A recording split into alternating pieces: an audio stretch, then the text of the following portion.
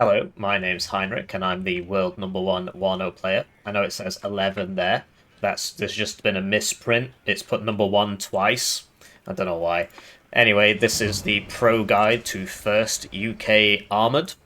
And before we get started, there's a poll linked under the thing, and you can vote for which division you want to see next. When I started this guide, this was at the top. Now it's not, right?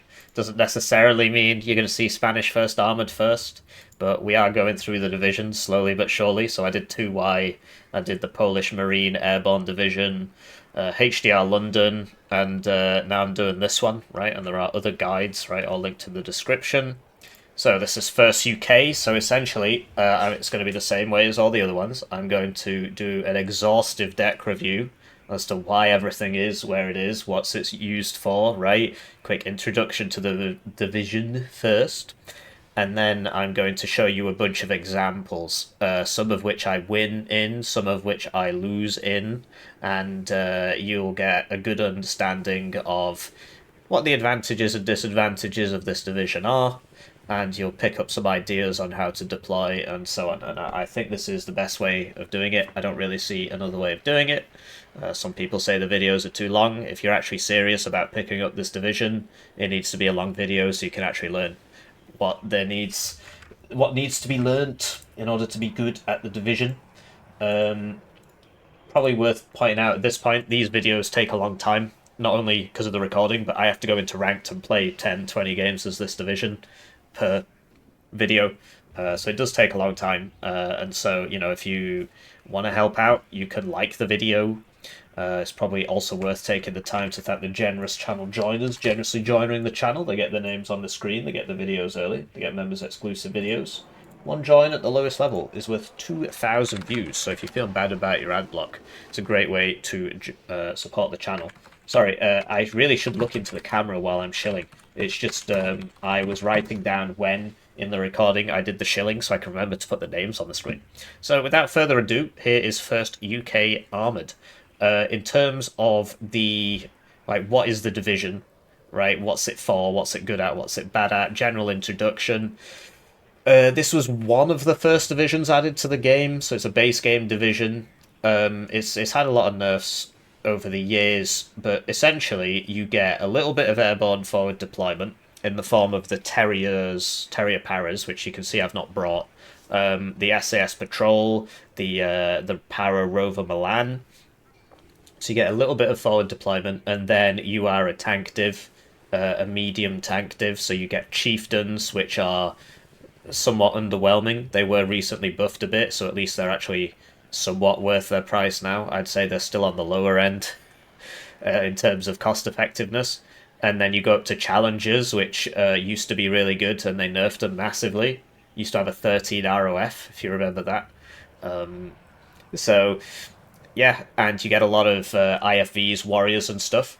So you can sort of see the general idea. You also get some nice air spam. It's one of those divisions that kind of does everything, except it's got no long range. Like its ground based AA is crap, and it doesn't have any high HP infantry. So it is an all rounder, but it has significant weaknesses, and so there are certain matchups where you will just lose because you can't beat the enemy infantry, and you'll be on a map where you just can't get in there. so, so yeah, you don't want to be fighting in a town because you will just lose. So you want to be fighting in the open, and you want to be fighting in that kind of medium range, because at the longer ranges, well, your ATGMs don't go as far as other people's, and you don't have long range AA. So you want to be close to mid range tank combat. So that's a rough overview of the division. Now we'll go through this tab by tab, and as always, timestamps in the description. So first things first, 2 cards of supply. If as soon as these come in, you switch off the fuel, then you only need 2 cards of supply, and give it so basically this div has loads of really expensive slots. 3 pointers everywhere. Look at the recon tab. 3, 3, 3, 3, 3. And it's the same on the air tab. It's the same on the infantry tab. It's basically all the tabs except the tank tab. You get some very expensive slot costs. It is what it is. It used to be not like that, but it got nerfed. So, yeah. 2 cards of supply because you can't really afford a third. And as soon as they come in, switch off the fuel. In terms of the options, you've only got 3 options. The Chinook supply, which in a 1v1 game, if you need a third card of supply, well, it has to be this. But in a 1v1 game, you want the ground-based stuff, so the big one, the small one, or medium one. In terms of CVs, so this is 2 per card. Okay. For 10 points more, you get the Sultan, which is 3 per card. And it's got armor, and it's a lot faster off-road, and it's faster on-road. So it's a no-brainer, really. You want the Sultan. You can get the car if you want, but, why would you... okay, it's a little bit faster, but this is so much cheaper, and it's got the armor and stuff, more resilient to artillery and so on. So you want the Sultan, really. Infantry, so... basically, right, there's no point bringing the Terrier Paras or the Terrier Paras Carl Gustav or this forward deployed CV for 120 points, right? There's no point bringing those because, okay, airborne forward deployment, but it's only got 4 availability. It's overpriced for what it is. It's literally only got 4 availability, and it's coming in a 90 kilometers an hour truck, which means it's not going to get there first. So your forward deployment, bringing these really is pointless. You should bring this, which used to be 6 availability but got nerfed to 4, so that's a shame. But this goes at 100 because it's coming in a faster vehicle, even though this is 6 guys and apparently 8 guys means it has to come in a Bedford. Okay, whatever. And you should bring this because this is an airborne forward deployed ATGM vehicle. So this is your anti-infantry at the start, and this is your anti-tank at the start. Now, on certain maps, this is going to mess you up. Like, on 2 lakes, sometime, on 2 lakes, you might want to just run 4 Terrier Para Carl Gustavs in at the start of the thing to just make sure you secure that town. But usually, usually you don't really want to be doing that. You can if you want, right? So basically having 2 cards of Assault Pioneer. So this is the one that doesn't have to be here. It's just I've found from grinding towns and stuff, I'm just getting messed up. So that's why I bring 2 cards of Assault Pioneers. But you could get rid of this, and you could have an extra playing card, which is not a good idea, because this is already 2, 4, 6, 8, 10 minutes of income just on the planes. It's more like 11 or 10 and a half, something like that. Or you could bring it more tanks, which you don't really need. But yeah, you could 2-vet this and bring 2 cards. Or you could bring the Scimitar or something, or the snipers, right? Or even this ferret thing, right? So this is your kind of your one that doesn't have to be there. But I like having 2 cards of Assault Pioneers because I always seem to get 2 lakes duel, and then it's like your infantry's kind of crap, and this is your highest HP infantry for the price kind of thing. Of course, yes, you could get 2 MAG teams for whatever, but the Assault Pioneers are pretty nice in terms of just tanky infantry to just run in front of things. So I bring 1 card of those in the FV432 and 1 in the Bedford. The FV432s are quite useful for your armoured pushes because they're only 15 points and they've got smoke. So it can tank theoretically 2 ATGMs. The first one it smokes, the second one hits it and kills it, and they might miss and stuff. So 2 to 3 ATGMs tanked with a 15-point unit is going to help you a lot with your armoured pushes, so these should be in front of the tanks. The issue is it's slow, and a tank gun will kill it in 1 hit, and it won't be able to smoke in time because it's only got 1 armour. So you can swap that out if you want. I think they're pretty useful, actually, for 15 points because of the smoke. If you don't use the smoke, don't bring them. Yeah, the Warrior Replique is nice. It loses to BMP2s, which costs the same price, and that's because the BMP2's got more range. Well, that's about it. BMP2's got more range, and they both one-shot each other. But the Warrior Replique's really good. Like, this division, if you come up against Leopard 1s, you just absolutely destroy them. Or AMX-30s, AMX-30Bs, right, whatever, the French, Spanish ones, because you've got 4 front armor, the tank doesn't one-shot you, and then your Milan 2 one-shots it. So Warrior Replique's really, really good. So I just bring 2 cards of those, right? like I said, this is a free card. You can swap this out for whatever 3 AP thing you want. You can get a third card of supply if you don't know how to switch off the fuel. If you never do that, then you can bring a third card of supply. Or you can bring, 2 more. You can bring the Jaguar rocket if you want, right? Or 2 more bombers, but that's way too many planes in my opinion. Or you could bring, more javelins, right? And then you could upvet this, and then you'd have 1 AP spare. Or you could bring, some snipers or some scimitars or some ferrets just for very good optics, right? This is like the FV432, except it's got very good optics. That's literally what it is. It's the same price, right? It's very low build availability. Or you could like 2-vet these and bring yet another card of Warrior Repliques. This is just what works for me. Having played a lot of these games, I find that my infantry is very lackluster, and spamming these in towns works reasonably well, like with 1 rifles for every 2 of these. In case they send in a vehicle, you can actually fight in towns. So, Milan 1. Now, you're probably thinking, why Milan 1, not Milan 2? It's just a cost thing. So if you want a high AP ATGM, you've got plenty of options here. You've got the Warrior Repliques, which you've got 12 of. You've got the transport itself, which is Milan 2, the Spartan MCT. And you've got the Strikers, which is 23 pen, and the Para Rover Milan, which is also Milan 2. So, the Milan 1 just works way better for me. And this thing is just a must bring. For 40 points, it's got 2 armor, smoke, and a Milan 2. It's got bad stealth, which sucks, because, this is basically a striker, and the same one here is mediocre stealth, but, I mean, that's just all transports get bad stealth. So, except the ones in the recon tab. So yeah, that is what it is. MAGs, if you don't know about how broken these are, you haven't watched enough of my videos.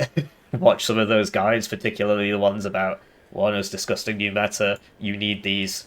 These are very, very important. So yeah, the only one you can get rid of if you want is the Assault Pioneers, and you can 2-vet your Warrior Repliques if you're going to get rid of that to replace with more Warrior Repliques, but I like having 10 of these. RT, so these are at 1 vet, and the reason for that is because your main opponents these days are this, and Milan 1s, and Milan 2s, and Conkers, and Itos, but it tends to be these like small weapon teams, and so by upvetting these, you're boosting the ROF. You should also put a CV next to them. You should open with 2 of these, and then one should, one goes to the front line contested zone kind of thing, and the other one goes and babysits these and puts them at 2-vet. Then the ROF increases, and then you can really clean out these weapon teams quite quickly. So that's very important, and it's only a 1 AP slot. Mortars for smoke, self-propelled mortar, very, very important. Because it's very hard for them to counter battery it if you're moving it after every salvo. So that's important. I don't use these enough, really, but you'll see a few games where it basically makes me win. Tank, so you might think this is a bit dumb, I'm sort of just bringing 1 of everything and seeing what happens, but no, I've slowly sort of grown into this. This wasn't originally how it was built. So, because this is a 2 AP slot, right, if I wanted CVs, it would be 3 here, so like I would love to bring this instead of 2 more of these command tanks, but this is a 3 AP slot and this is a 2 AP slot, so I can't do it. So I've got a card of Challenger command tanks, a card of Chieftain command tanks because this is cheaper, right? But this has 3 top armor, it's more survivable to tank missiles and stuff, but this is cheaper. Then I've got the Challenger Mark III, which is 20 pen. Honestly, these things are really not great for the price, but you do need them as an option. One of the examples I'll show you is it's on Urban Frontlines against 27Y, very good player, and like he's just buying T80 BVs, and the T80 BV costs the same, and it would just beat this 10 times out of 10. It's ridiculous, but you don't get T80 BVs, so you have to bring this. I mean, it really is that simple. Challenger Mark II, so for 40 points less, it gets 2 less AP and 1 less HP. And 1 less side armor, right? Also, the Challenger is the worst anti-infantry tank in the game because it's only got 1 machine gun in terms of like the proper tanks. So that sucks, but it is what it is. Basically, it should have a second machine gun here, but they forgot to model it, so it used to have it. And then they were like, well, it's not on the model, so they just removed it. And they said, okay, now we'll bring the price down 5 points. And then next patch it went up by 5 points. Oh dear. Anyway, the Chieftain Mark 11 is really useful because it's got the same gun as the Challenger, but with one less ROF. It's got less armor, right? This will die to a 30 AP plane missile on a front hit. This won't. This will die to a Conquer's side hit. This won't. The advantage of this is that it's got 4 availability at 1 vet. You could bring this and say, 3, but also it's 50 points cheaper, which is kind of a big deal, right? And the Chieftain Mark 9, so this is even cheaper. It's got less range, but the same pen. It's got way less armor. It can survive a TOW 2 hit. All the British tanks are super slow. They're super slow. Like, the Abrams and stuff goes at 70, and this goes at 50. It's ridiculous. And then the AVRE, which is your anti-infantry tank. So because your tanks are so bad against infantry because they don't have HMGs and their ROFs are very low. Caliber's high, so it gets 1.2 HE. It doesn't matter as much as ROF, really. And having a HMG is very important, and none of you get them, and this only gets 1 machine gun, so this is your anti-infantry. You might say warriors are enough. Well, they're not really, because this has very high alpha damage. Now, the issue with these teams is that this is 4 HP, which is a pain in the neck. And this only does 3 damage, but it does 3 damage. It ignores cover, so it'll do 3 damage against people in buildings, whereas this will do 0.6. Yeah, it's pretty useful. I bring it at no vet because I tend to buy a lot of them, and they die super easily because it's like the slowest thing in the game, 35 kilometers an hour, and that also affects how slowly it turns, and it dies in 1 hit to a Milan 2, and it dies in 1 hit to a TOW 2, and it dies to a side shot of a Conquer's, and so on. It's like, so you do tend to lose them a lot, but they are useful, and so I bring it at no vet because I need 6 of them. Striker, nice and useful. It's got low accuracy, but it really rattles off the swing fires because it's got a salvo length of 5, and it's got mediocre stealth, and it's actually pretty fast for a tracked vehicle, so that's pretty useful for flank defense, and you can send it around the side to annoy people. And it's got 2 armor, so basically, alright, whenever you engage with your tanks, because your tanks suck balls, your tank should always be accompanied by either this, or this, or this, or this, or this. So your tank should always be tank plus ATGM, tank plus ATGM, whereas the enemy can just buy tanks because his tanks actually work, yours don't. The advantage of yours is that they are cheap, so you can afford to bring an ATGM, right? Or 2 tanks, right? But basically you want the ATGMs. The ATGMs will cohesion nuke the enemy. Something like this is proper useful because at the max range, a lot of tanks won't be able to one-shot this because of the 10 HP in the 2 front armor. At the max range, something like a Leopard 1A5 won't one-shot that. A better tank will. Like this probably will, I think. Or it might not, actually. I can't remember. Either way, this should be behind the chieftain anyway, and that helps you win the fight. Usually you don't kill the enemy, because he just smokes and runs away. And he goes forwards. He goes backwards faster than you go forwards, because speeds are omni in this game. This is the reverse speed and the forward speed. And so you'll encounter lots of situations where you're shooting with your challenger, and you have the lower ROF and whatever, and somehow you win. Then they just reverse, and you chase after them, and you can't catch them. It's a joke. It really is. It's a very hard div to play. There's a reason you don't see this a lot, but it is quite powerful if you can play it well. And then the Para Rover Milan we spoke about, you buy this in the opener, you send it around the sides, because it's like mega fast off-road, which means it's also fast through the forests, and it's got good stealth. You send it around the sides, uses flank defense and so on. Recon, so this is another thing where it's like you've got all these slots and you can never afford to fill them because they're all 3-pointers and there's nothing to put in there anyway. Basically, there was once a man in charge of balance, and a different man rushed him with a bunch of scimitars, and that was the end of all this, basically. So, so you need the Recon Helo. That's very helpful for... you can buy one at the start to see what's coming down the road and so on, and in general it's quite useful. SAS Patrol, so this is core, you definitely need this. So this is your airborne forward deployment. They've got satchels and MP5s. They're quite expensive, right? But this is your airborne forward deployment, and it gets there a lot faster than these would, so I don't bring these. But you could set, let's say you want to get rid of one of these, you could bring the Terrier Paras Carl Gustav. I just don't think they're that useful. Your opener, Your opener's going to be weak to enemy helicopters anyway, so that's not going to make a difference. But if you want anti-infantry, you've got this, and if you want anti-tank, you've got this. There is a case to be made about cost efficiency, right? This is 55 points, whereas this is 75, and you only get 4 of them, and the guys on the right have more HP. Okay, I understand that. But generally, your forward deployment, it's either going to work, or it wouldn't have worked anyway. Because if there's a helicopter coming, it wouldn't have worked anyway. And if you get in first, well then you get in first and you've got the satchels and stuff. So, and your other guys are right behind you anyway, like 20 seconds behind you, so...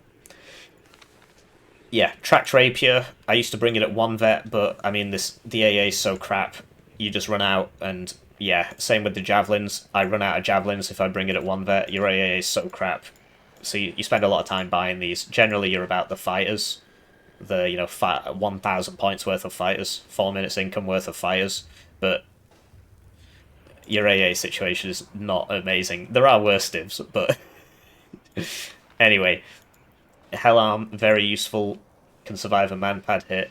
Gazelle rockets, super necessary, so basically, as you've noticed, my bombers are very expensive. You don't have to do it like this. This is one of the few decks in the game where there's actually some genuine choice in how you build it.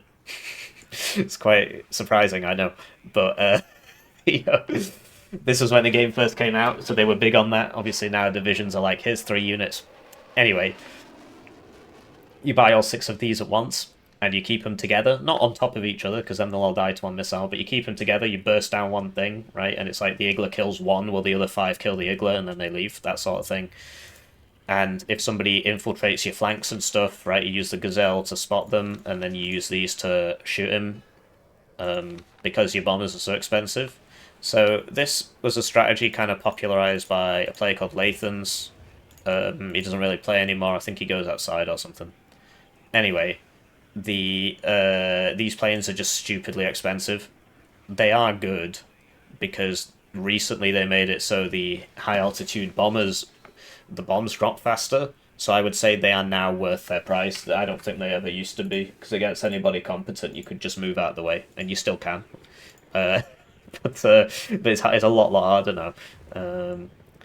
Anyway, so seed in this game doesn't really work properly. If your enemy AA is in the forest, you just can't shoot it. It's really dumb. It doesn't really work properly. Anyway,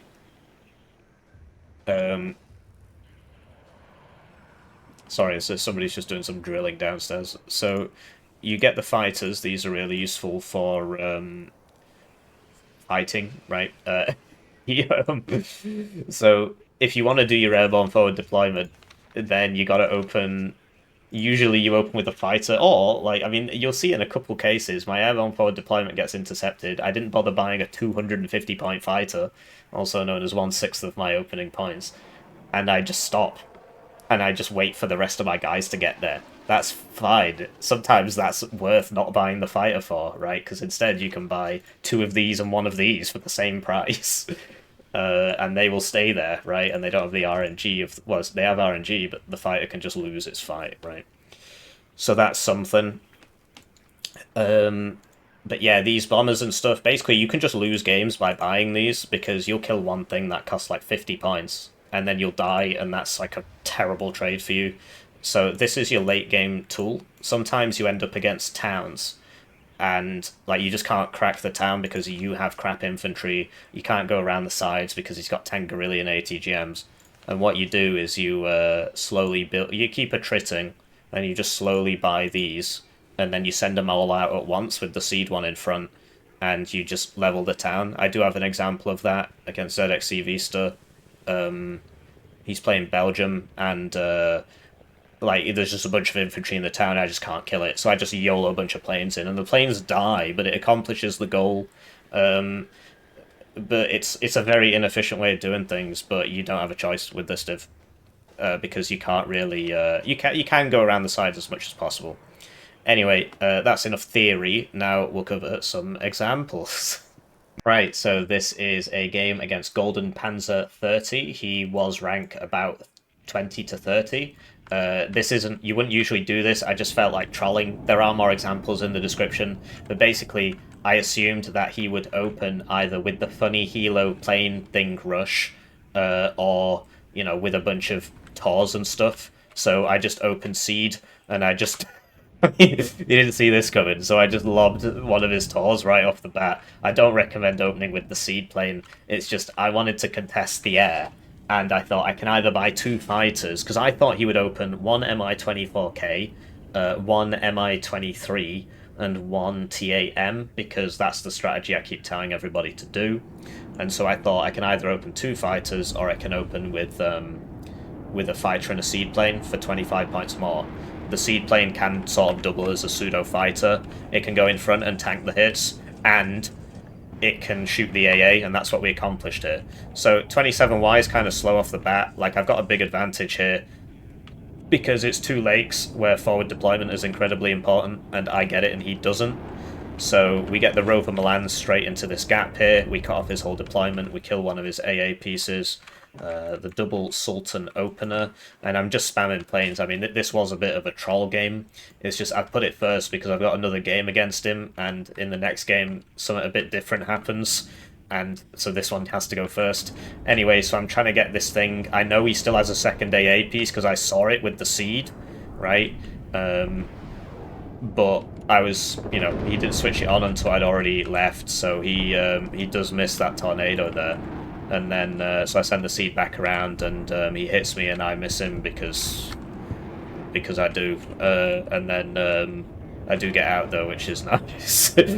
But yeah, that's weird, because obviously the missile should be fire and forget, but when I got stunned, it just immediately missed. So that's obviously badly programmed. Anyway, you see, with the power of the forward deployment, because like the reason I thought he would open with the Hilo plane TAM opener is because if he doesn't, then I just forward deploy into his zone, and then he's screwed. So he chose being screwed. Okay, great. So this div's in a really weird place, because against like a div like 16th Belgium or something, well, his forward deployment's going to beat yours.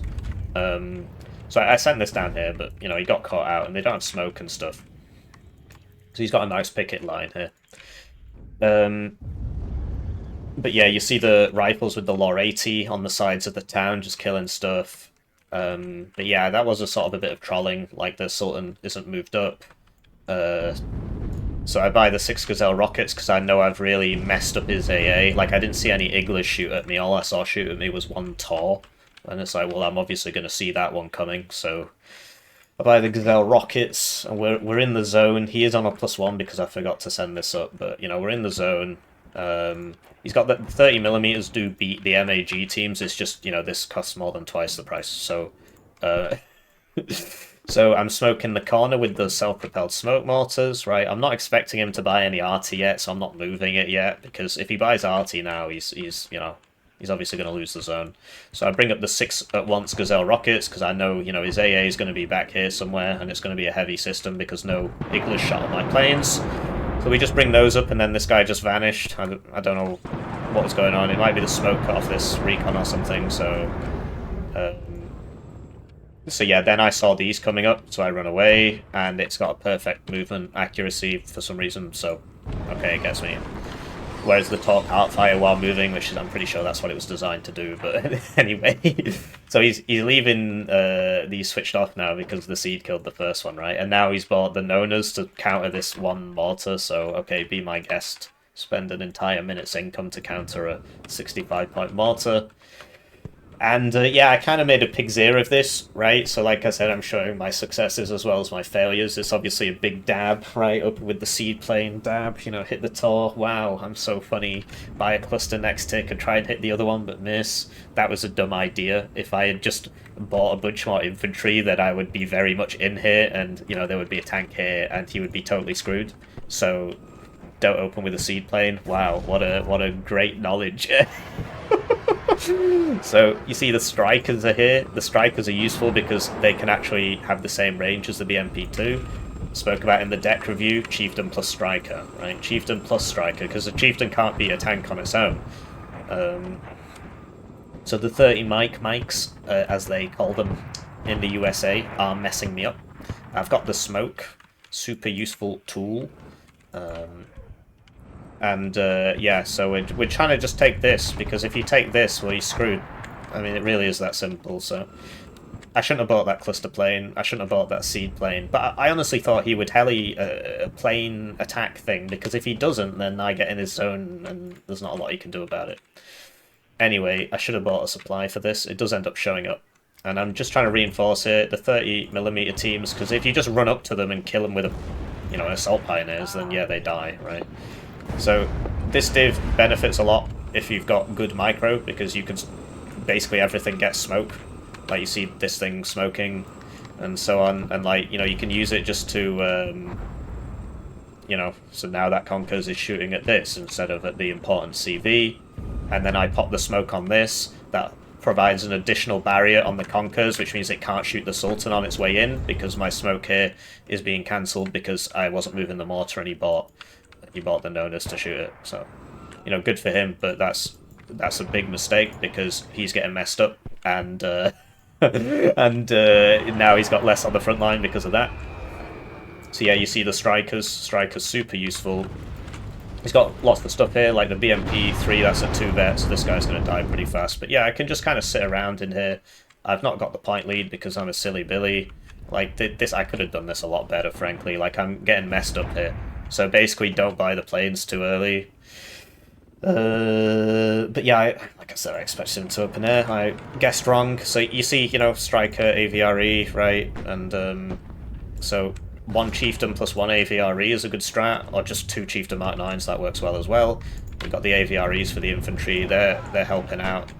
They're getting nice shots off on things. We're on the +1, but, we're behind, right?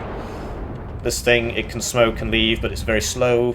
I'm trying to take this back, but 27Y basically wants to play a narrow game. That is the point of the division. So I don't want to buy into that too much. For now I am, but you see I'm starting to move up here, right? I switched off auto cover recently, and now like you're sort of damned if you do, damned if you don't. At least my tanks don't get side shot anymore, but I've got these situations where you click on the building and it just doesn't seem to enter it. But, I'm pretty sure I'm taking very favourable trades here. He's got more units than me because I spent like 3 minutes income on planes, but yeah, so we'll speed it up a bit, right? We've been pushed out of the town, and you see the Striker plus, I mean, obviously the T-80BV killed me there, but you get the idea. So yeah, I'm getting pushed out because I can't see anything here, so and like that gets hit. They're very slow, these tanks, but you have to smoke. AVRE is kind of taking names. They don't really need to be at 1 vet. So if they get shot, you should just smoke and leave anyway. Anyway, the planes from before are back up. These are just the 3 I bought before. My plan is to, just send this forwards and try and snipe some and then send it back, right? That's just shift-queued orders to do that. Because, if he hits me at this range, well then I should be out of range before the next shot can happen, so I shouldn't die. Obviously there's always that 0.5% chance to get 1 shot, which has happened. But yeah, I shouldn't have bought so many planes. That was a big mistake from this game. Big mistake. Anyway, so I decide to attack down here, and the planes are now helping me a lot with that because, well, his AA is here, and I've got air superiority and a seed plane, and I can just bomb that and YOLO into here. So if I play a narrow game, he's going to win because his div's better at that. And you will see that in the next example, how difficult it is to fight these things, these T-80BVs, as your div, and heaven help you if you're against M1A ones. But the idea of, tank plus ATGM beating tank, it's a general principle that really helps. Lack of auto cover getting me killed here, but I'd rather lose a 30-point javelin than a 200-point tank. I bought the artillery, it's moving after it's shooting. I do eventually put one of the CVs next to it, but this one's going over here, right, because we took that out. The problem with taking that out is that obviously now he knows to reinforce it, and my reinforcements weren't close enough, so I could have timed that better, basically. This guy could have... Because as soon as this guy shows up, then obviously it's a signal that he should reinforce it. But I could have sent this forwards later, and then bombed it later, and then these wouldn't have been able to get here, because now he can reinforce quite a bit. He's still hedging his bets, though. This isn't a full minute's income. You see I'm just using the mortar for HE. So he sends out the MiG-29, but I've got 2 planes, he's got 1. I make sure the seed one's in front, because it's got the higher ECM, and if he shoots this and it evacs, well then the actual fighter can kill him, right? That works as you might expect, but he does kill the seed plane with the second one, which is pretty unfortunate, really, given that these are MiG-23s. MiG-23 killing a seed plane is not great. I buy another cluster plane just to help this attack go fast. Warrior Appliques, useful on the sides, right? The Rover Milan, the Hellarms here, because I know I've got air superiority. Sending the Gazelle thing. These should be heading over, they are now. Except the one that didn't get supplied because it ran out. And yeah, the idea is if we play a narrow game, I'm going to lose. My div actually has a reasonable amount of mobility. Obviously the tanks are super slow off-road, but on-road they've got the same speed as anything else. And like something like the Warrior actually goes 80 on-road instead of 75. You don't have too many motorized things, like wheeled things, but you do have a reasonable amount of mobility because of your planes and your helicopters. So we're in, right? Because, yeah, you can't, like, because what you see a lot is somebody buys a plane, it's like, okay, plane's off cooldown, only targets are in mid, my plane is off cooldown, I must attack, and they run in and the plane dies. It's like, well, why do that when you can just attack somewhere else where the thing won't be? And even on this, one of the narrowest maps in the game, right? So I buy another bomber because I'm just trying to take this zone, and what I need is bombers to just kill his reinforcements, right? So, yeah, it's working. So I sent in a CV, and I'm really like, because when I was watching the replay, I was like, I want to know what happened to that CV, and I still don't know what happened to it. It was here, and it died somewhere. I just don't understand where or to what. Maybe this killed it. Maybe it went down this road like an idiot. Because yeah, I had a CV here. And because the one that's next to the arty is from here, and I still don't understand what happened to that. So I have to buy another one, and that's a big shame because obviously this is right next to his spawn, so it's very easy for him to sort of get back in here because he can just. It's so difficult for me to reinforce it. Also, I've been buying lots of planes, which means that there are no reinforcements coming for the number of minutes that I've bought planes for. So that's at least 2 minutes out. The rifles were here because I was expecting this road, but I guess this is covering this road, so these rifles should be there. So that he sends a BTR-80 down here and it works out, right? Anyway, so I don't know why this isn't engaging because, okay, it's just taking its time. It's got to turn around and stuff, I suppose. But yeah, we're in here, it's just the CV died, and I still don't understand what happened to it. It's one of the reasons I wanted to watch this back, but... Anyway, so now he's counter-attacking here. I'm not paying too much attention, but I send a Hellarm because, you know, his AA is with his stuff, and you see these can survive a hit from a T-80BV at max range and so on, because they've got 4 armor. And, you know, we come over and we get side shots and so on. He's doing a good job at not dying. So this, I just run away. This would one-shot it, actually. It's 6 damage, because it's the M3. But yeah, he lost a T-80BV here because the warriors were firing Milan 2s at him and then the chieftain side-shot him. So, you know, he's getting in, right? Or at least he's making ground here because he's got massive force superiority here. Honestly, I shouldn't have been so heavy on the planes. I bought more ground stuff. And you'll notice that is a consistent problem with this division. So you might want to consider putting the Jaguar rocket in instead of the Tornado HE or something like that. I mean, you can do that.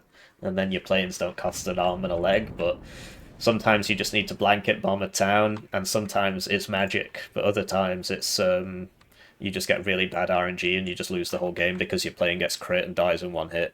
And it's like, oh, okay. Or your seed gets double tapped by minstrels and stuff like that.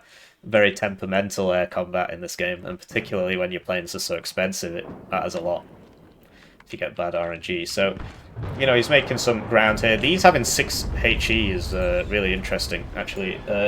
It's not something I'd considered. So this particular BMP3 is an absolute joke, man. I fire so many things at this thing, and I end up like not killing it.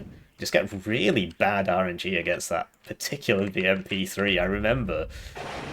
Or was it this one? It might have been this one. So look, I'm shooting it with the striker, right? So I jump in here, side shot, miss.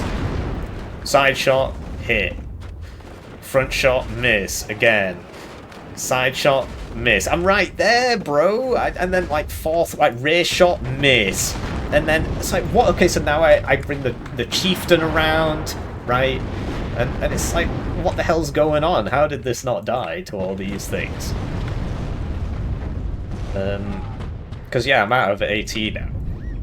And all I needed was 2 hits there with a, 60% accuracy. But what can you do? So then I get the chieftain up, I shoot him at point blank. Nah, I miss again. But he hits me just fine. I mean, what a joke. Anyway, this guy brings the napalm plane because it's got 1 more availability. Don't do that. Yeah, I don't know, this one BMP3 just completely wipes me. So I send the seed out, but he had this switched off after what happened before, and then he shoots twice and hits twice. So, like I said, the plane's very RNG dependent. So here's the big airwave, yeah, it's just a shame the seed, the Igla and the Strela 10 M3 two-shot the seed plane, and it's like a big problem. But that's air combat in this game. It's very RNG dependent, and sometimes you just get bad RNG, and it can make you lose. So I would not use the planes that often. That's the main learning from this game. I'm like literally throwing through buying planes. I'm doing my absolute best to throw. Like, imagine if I hadn't opened with that dumb seed thing, right? So, we're trying to get back in. We are on the +4. Send the hell arm forward, snipe that. But, an Igla would have to 2-shot it. He is still trying stuff over here, but the hell arms are so useful. Like, you can just, like, send this here and shoot it in the side, right? As you can see, the Milan 1s do 1 damage to that.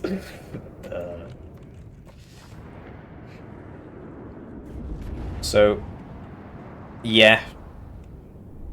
That was a side shot, but he gets me with the Strela 10 M3 eventually. I get his napalm plane, and then the same thing again.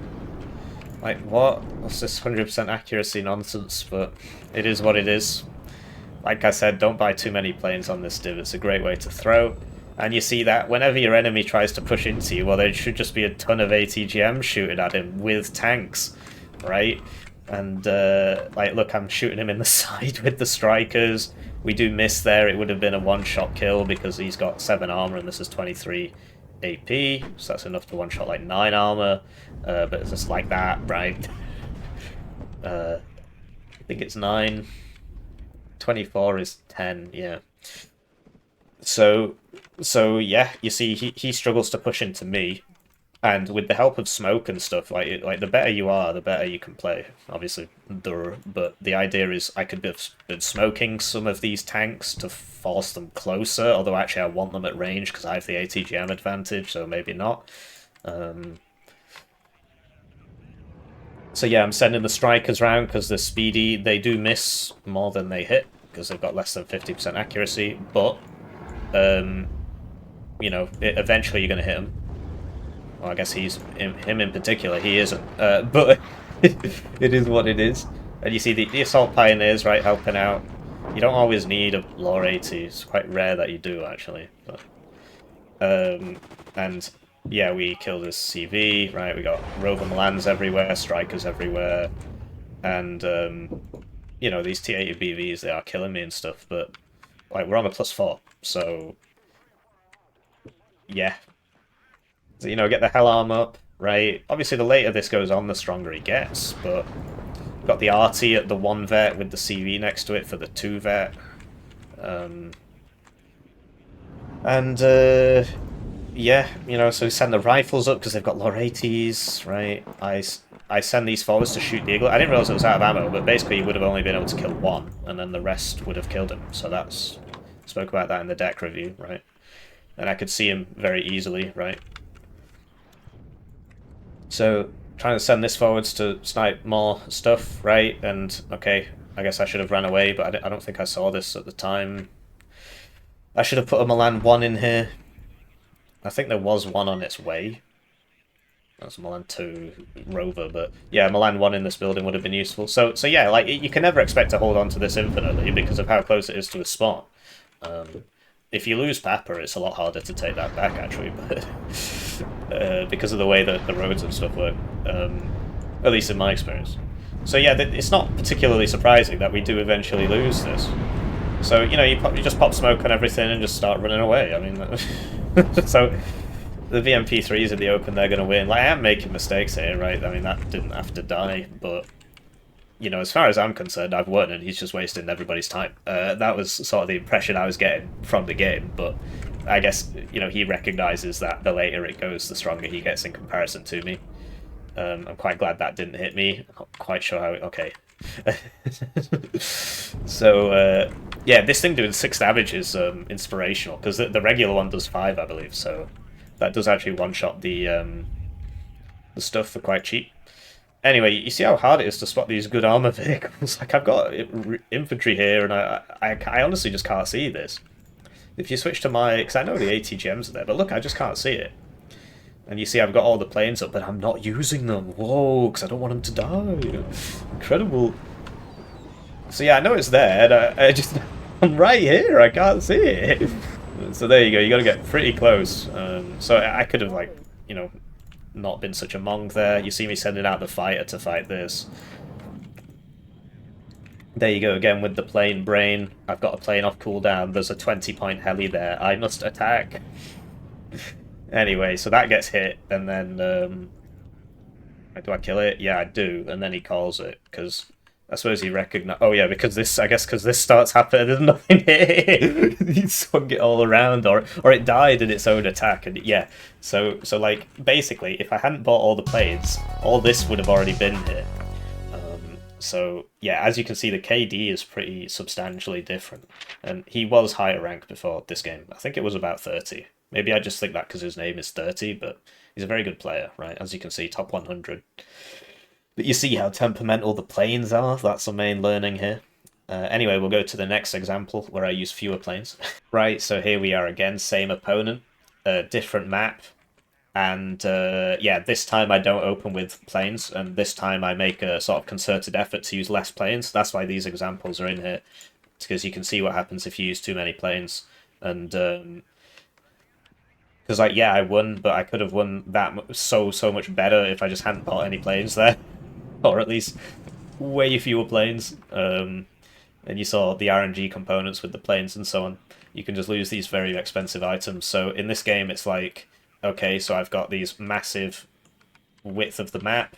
I've got these very fast vehicles with ATGMs that are sort of not that expensive. So I'm just going to send one around on each side. And, you know, where he's put this, he can't see me there. So I just assumed he would have somebody in there, and I figured I'd leave somebody in there in case he comes down, and the other one can go all the way around. He does see this, so he sends a BTR-80 after it. Obviously, that doesn't make much sense. Maybe he didn't know what vehicle it was, he just knew if something was there. But, yeah. So, we get in first, because we've got the airborne forward deployment, and then I bring up the smoke mortar, because you always need smoke on this map to get in to this middle zone, because otherwise the 10 Gorillion high-rises shoot ATGMs at you whenever you try and do anything. And yeah, this time I'm going to bring fewer things, but yeah, so this is the issue with sending these, that a helo can kill them, and you'll see how I deal with that a bit later, because like this one hasn't been detected yet. This one he's clearly seen. He stopped bringing that napalm plane after that game. So I guess I reversed into that. I should have gone forwards. And you see how much more powerful these are now that the bombs drop quicker, and the Thors having more range. You saw how much better they did that game. So, you know, AVRE, Chieftain, SAS Patrol, MAGs, Milan 1s, the Rover Milans.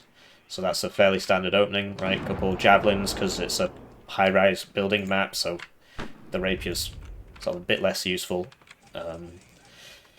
And the idea is just attrition. Now, here he has the advantage in fighting narrow, so I'm trying my best to not fight narrow. He only opened one CV, or something. No, he opened two. But yeah, I've got this round, but I don't want to deploy it yet, because I'm worried that he'll just send the helo to kill it. So I buy this, and I send it all the way around. Because you can do that, you know, you have wheels. You're not walking it. Anyway, another big learning from this is the value of the AVREs. So, like, yes, it doesn't one-shot these, but it really messes them up. Land 1 gets a cat seared. That's the laser one. So he's got very nice things there. I got something there. Like, you see, his tanks are a lot better than mine for the same price as a Challenger Mark III. It's just better, which is... and it gets better availability.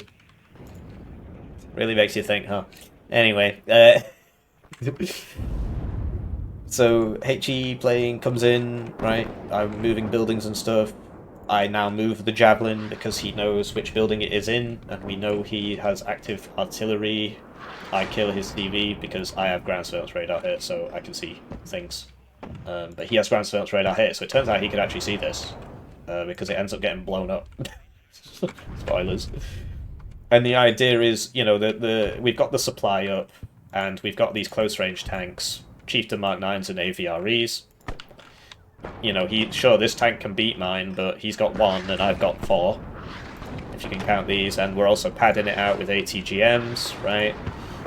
And, yeah, the grenade launchers mess up the MAGs, but I get twice as many MAGs, and they're less than half the price. This ends up really messing me up, because it turned out this guy didn't have his smoke for some reason. So, yeah, that obviously wasn't great. Lost that for nothing. This guy can see that because, you know, it's a high-rise, so you see, there it is, and it's, you know, so... get that noggin jogging, as they say. So, smoke comes out, right, and you smoke the corner, you run the CV in, then you run it back out again. This is doing my head in, but what you can do, unironically, is just smoke spam, like, as in, like, okay, so he shoots another Conkers, well then you just smoke again. Because the smoke is not expensive. Having said that, you know, like, I believe the cost of the smoke is less than the cost of the Conkers thing, but maybe that's not right. Also, you have to be paid a lot of attention. Anyway, the idea behind keeping this next to that is because I could immediately load it into there and survive. But I'm monged out. So we've got the double artillery up quite early, because it's just that kind of map, right? And so, yeah, you see, as the number of T-80B... Like, what? This one blew my mind, man. Turns out there's a gap there, and he could see me... I don't know, man. So, as you can see, the grenade launchers beat the MAGs. And, yeah, so we're using the artillery to kill the grenade launchers, right? And whenever his tanks show up, I just arty the crap out of them, or just ATGM the crap out of them. Just try not to lose my tanks. Like, I know I can't kill him. I know I can't kill his tanks, but I can't use my planes because he's got loads of AA. And I just, like, you see, I've not actually bought any. The reason is because of what I did last time. Not only because it didn't really work very well, but also because I figured, okay, he's going to open loads of AA. Because he'll be like, well, I don't want that to happen again. The other issue is, like, so I don't know if he brings 2 cards of these or what, but these gave me problems all game. Like it's very hard to push up with infantry and towns and stuff as this division. You just don't have the tools. So I'm trying to bring the AVRE in, but, you know, the sight lines aren't great. I basically just get to here and die every time. There's so many of these, but basically if I'd been paying a little bit more attention, you know, move forwards, get shot, move back, arty. But I'm constantly looking at this to hit these buildings. So, you know, he is getting kills on me, right? And you see that, yeah. So I'm upping my ante here. I've now got a supply and a warrior replique and exceptional optics and a track rapier and a rover Milan here, and he just doesn't know about it. I didn't actually know this was here, but I assumed there might be something there. So he's planning on going all the way around to hit my M109s, and then there's this flipping rapier here. He must have been like, what the heck?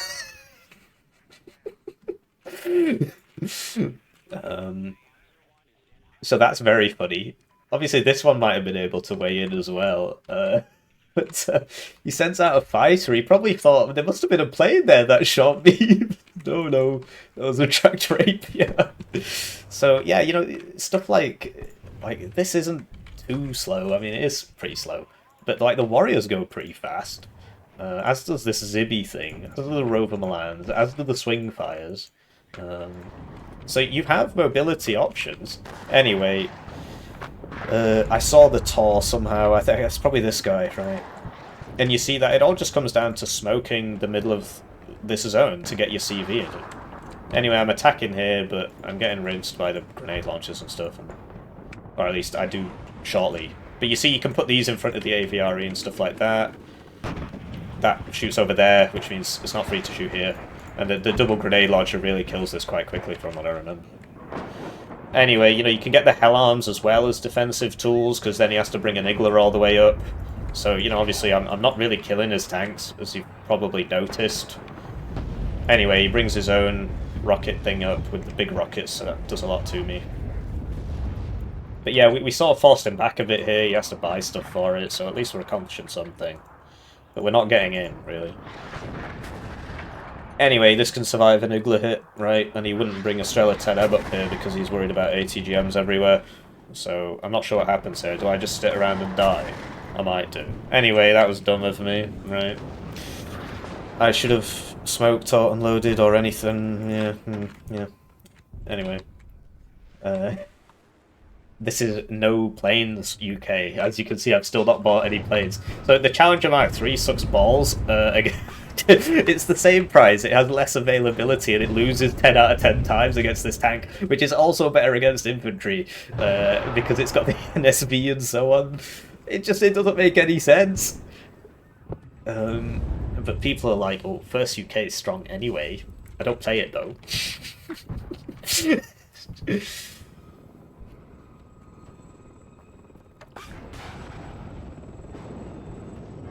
And then I get hull breach, which kills me here. I do remember that well. So that should have survived that, but it took an extra damage from a hull breach, which is fun. Anyway, so you can see that I am struggling against the T-80 BVs, and that is sort of the big story with this div. You will struggle against these heavy tanks. Against something like a Leopard 1, you will clean it up because you just Milan 2 him to death with the warrior replies. And you see, like, the Chieftain's got the same gun as the Challenger Mark II, and you see the point, right? So this guy, oh, he's fighting me. Immediately I chuck a bunch of ATGMs at him. I'm not going to just 1v1 him with my tanks, because I'm not going to win. Slowly moving up here, waiting for the supply, I think, from what I remember. Yeah, you know, we got the RT, right? I'm moving it after I shoot, and so on. Trying to move this to another building. Looks like it makes it. I'll lose an FV432 there. You see that the Milan 1 angles, right? But I'm not really doing much damage to these, and they keep increasing in number. I'm aware of the fact that sooner or later I'm going to have to chuck a bomber at this. But I'm just trying to hold that off for as long as possible by just buying all my tanks and my ATGMs. And as you can see, we're not doing a whole lot to these. So I think I take off with this, but I'm not too hopeful. Get this out, because yeah, the double Iglers both hit me. They are at 2 vet because of the CV, I suppose. So we send in these now. Get the supply up around the side, same route. But yeah, they're all coming down this road, I guess. So what I really wanted was a rifles here, because then I can pop it in and start whacking this guy. But you may recall that the rifle died in this transport. And the other ones are all here and stuff, so they weren't in position. But yes, as you can see, we don't do a whole lot of damage to these T-80 BBs.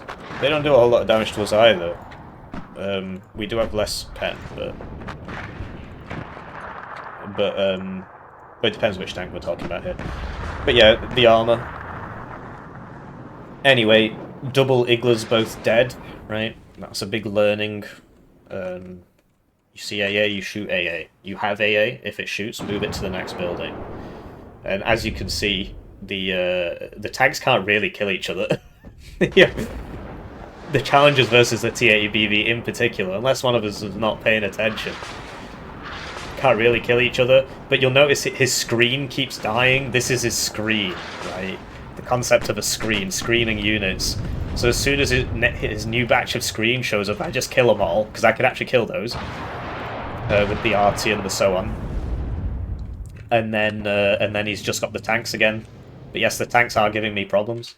still, I just didn't. I was like, where the hell are they? Because there's a road here and a road here, but it turns out he was just because he was pathing stuff here. It was all coming down that road. So anyway, you see, you can put a CV in there, right? There goes the Conquers. The AVRE, right, just immediately stunning up the squad. Doesn't kill it, but makes him low cohesion. Basically makes him useless until he gets his cohesion back. So somehow he could shoot this, and this couldn't shoot him. I just couldn't see him, apparently. Like, he's not in a building, I guess, but like, if the only thing that had LOS is this, it's only got mediocre optics. Anyway, this guy, I could have just retreated him straight out, but I monged out and pressed stop by accident, so he dies. Moral of the story, don't do that. Anyway, you see, I'm trying to get flanking fire as much as possible. Obviously the angles aren't great, but... yeah, and we're doing the shooty. I'm trying to keep everybody alive. This apparently didn't have its smoke. And yeah, you know, this isn't firing so that I've got good vision. I think I do have smoke on this, but yeah, damn it. But we got his CV tank, because I guess he wasn't looking at that. And like, this is an absolute, this is like a crazy tank fight, actually. Usually you don't see things like this. But it's just a sort of mid to late game against a T80 BV div without buying planes and stuff. This is what happens. This is why I included this example. And you see, you know, I can survive a hit with these warrior repliques at max range. And I didn't realize his tracks were broken. I should have just RT'd that immediately. But I end up going for this. I think I couldn't see it, or something. I don't know. I just didn't know that was like that, otherwise I would have hit that. I think I just couldn't see it. I was going for like that tank, because I could actually see that one, but... yeah, I could have killed this, actually. Just that RT volley on this, because it couldn't move, but... yeah, my bad.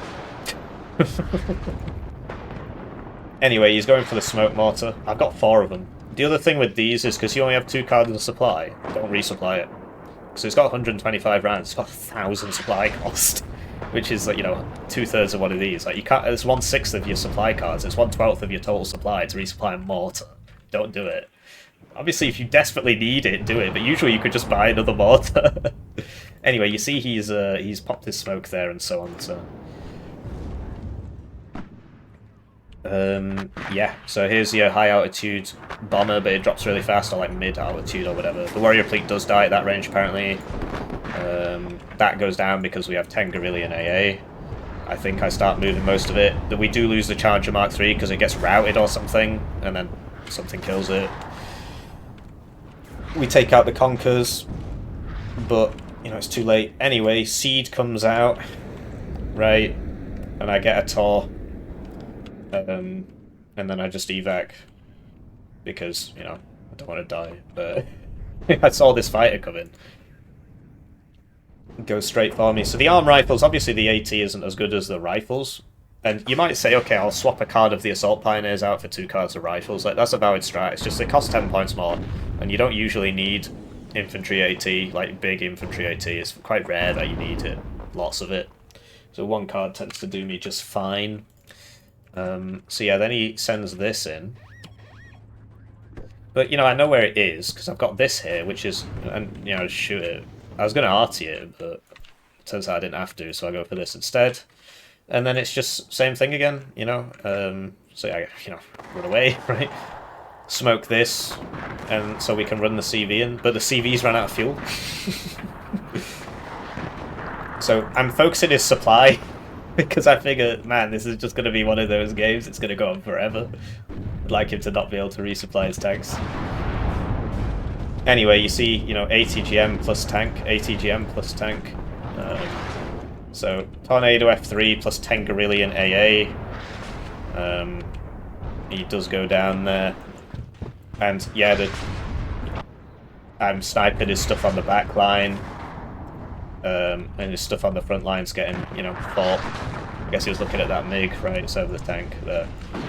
And, yeah, you know, it's a lot of it is about just trying to mix in the ATGMs with the tanks. Obviously, so if you get stunned, that's obviously a very bad thing, because like both tanks can shoot you. But he ends up smoking there instead of just killing me, which, okay, great.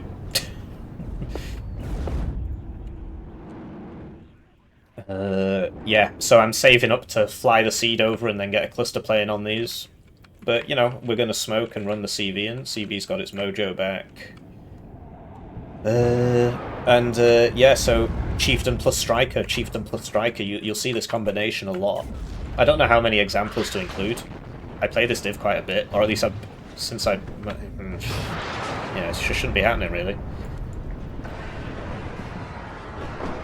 And, yeah, I was like, what the hell's going on with the smoke? This guy's shooting me.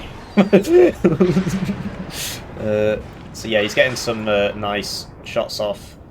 The Gazelle rocket, I guess, must have been on the ground or something. I'm not sure what happened there.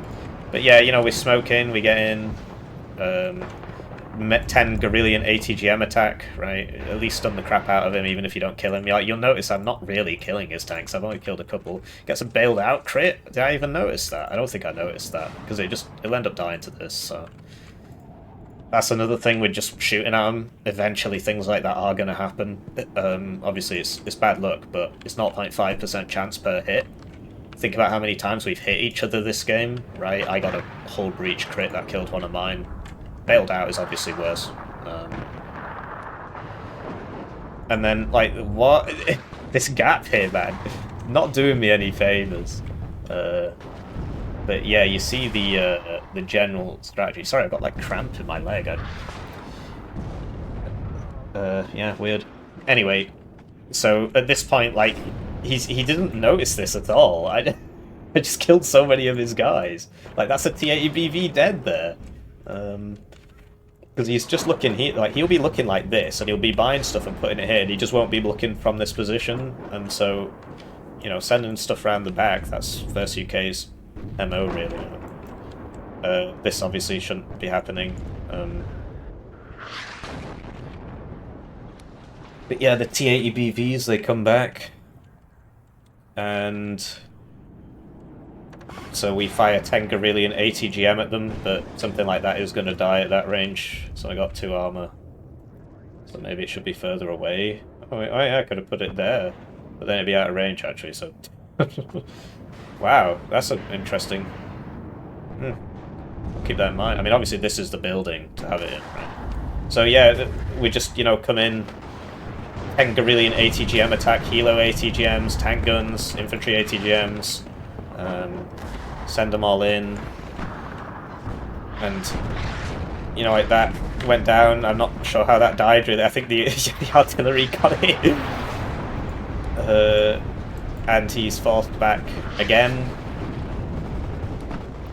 He has now noticed something is happening here. And yeah, so these ran out of rounds, so he gave it an attack order, so it'll come forwards to fire the PKT and the regular tank gun at people. So that's something you should keep in mind with all of these howitzers. It happens to mine as well, because it will try and use the 50 cal. More warrior obliques, right? Hell arms are dying, but we've killed one of his RT pieces. I'll speed it up now because, I mean, he's lost, right? Clearly, all he's got left is tanks, tanks, and yeah, so he's finally dealing with this. He is killing it, right? Like a concerted effort, he can kill it. Also, it seems to prioritize the MTLB over something important. Got arm rifles there, yeah, get another kill. This is a max vet rover lad. So he's getting 3 ranks of veterancy in his time here. Sadly, we missed twice in a row there, because like, we probably could have killed that, actually, but whatever. And yeah, now he starts sending stuff around the sides, but I've got the Gazelle rocket still, apart from the one that was here, because I bought it at the start, so it was just there the whole game. So I just had 20 points left over. I'm pretty sure I just sent it in at the start. And so yeah, he is trying to send stuff around, but you know, we've got the MAG teams actually covering, like, because that was the mistake he made here. He actually, where this was, he couldn't actually see the edge of the map. So that's how I got through.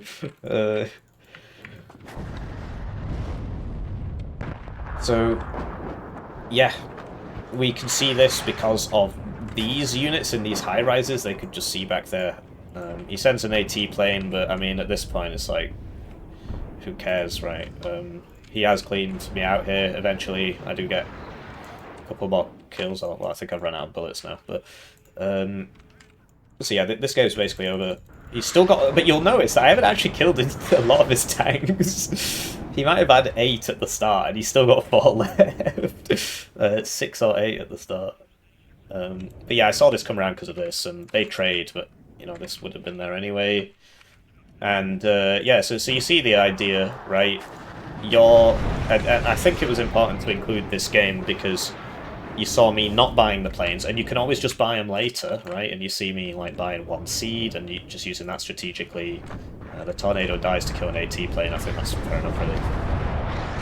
And yeah, facing these tanks, like I wasn't really killing these tanks, but you know, at this point, I'm pretty sure I cluster him. Yeah, because the seed's over there, and then I think he calls it. Yeah. See, you see the idea. Your tanks aren't as good. Bring more tanks. So we'll go on to the next example. Right, so this is a game I have actually covered before on the channel. This was in a video called How to Beat the Current Meta. So I'm playing against 16th Belgium, played by ZXC Vista. Now, this div's pretty good against 16th Belgium. So 16th Belgium are going to get there first. We're on Isura Duel, which basically he's on the good side because he can put an ATGM in here and an ATGM in here, and then I can't get in my own zone. This is supposed to be my zone. You'll notice he gets there at the same time as me. It's my zone. And so basically, when you're playing against these lighter divs as first UK, you have to play a bit slower. And yeah, so I'll speed it up a bit, right? As always, you know, timestamps in the description. If you did actually see this example before and you can't be bothered seeing it again, then just skip it, right? But the idea is, right, you open with a few Rover Milans, send the Rover Milans around the side. Even against these lighter divs, people tend to make mistakes. Basically, you know, he wants to get, you know, his stuff in mid and take this zone, and that means that he's not put anybody here, and that's obviously a problem. This is before I put the AVREs in my deck, but you see, so I've got two Chieftain Mark 9s here. These days I tend to open one Mark 9, one AVRE, and like, you know, maybe one Striker or something, but like the AVRE would just immediately twat that. But yeah, just spamming out Chieftain Mark 9s can work as well. You'll see these are at 2 vet. I ended up down vetting them, I think it was after this game. So like the deck you've seen at the start of this guide has been hammered out over the course of these examples plus more which aren't included. But yeah, there's a couple important things here. So the first one is when you're playing against one of these lighter divs, you do have to play a bit slower. This is before I was up vetting my arty as well. I took the scimitars out my deck. But you can still send stuff around the side. And the other thing is, so he gets these very powerful cluster bombers. And regular bombers, really nice planes because they've got 30% ECM and they're cheaper than the British ones, despite having the same ECM.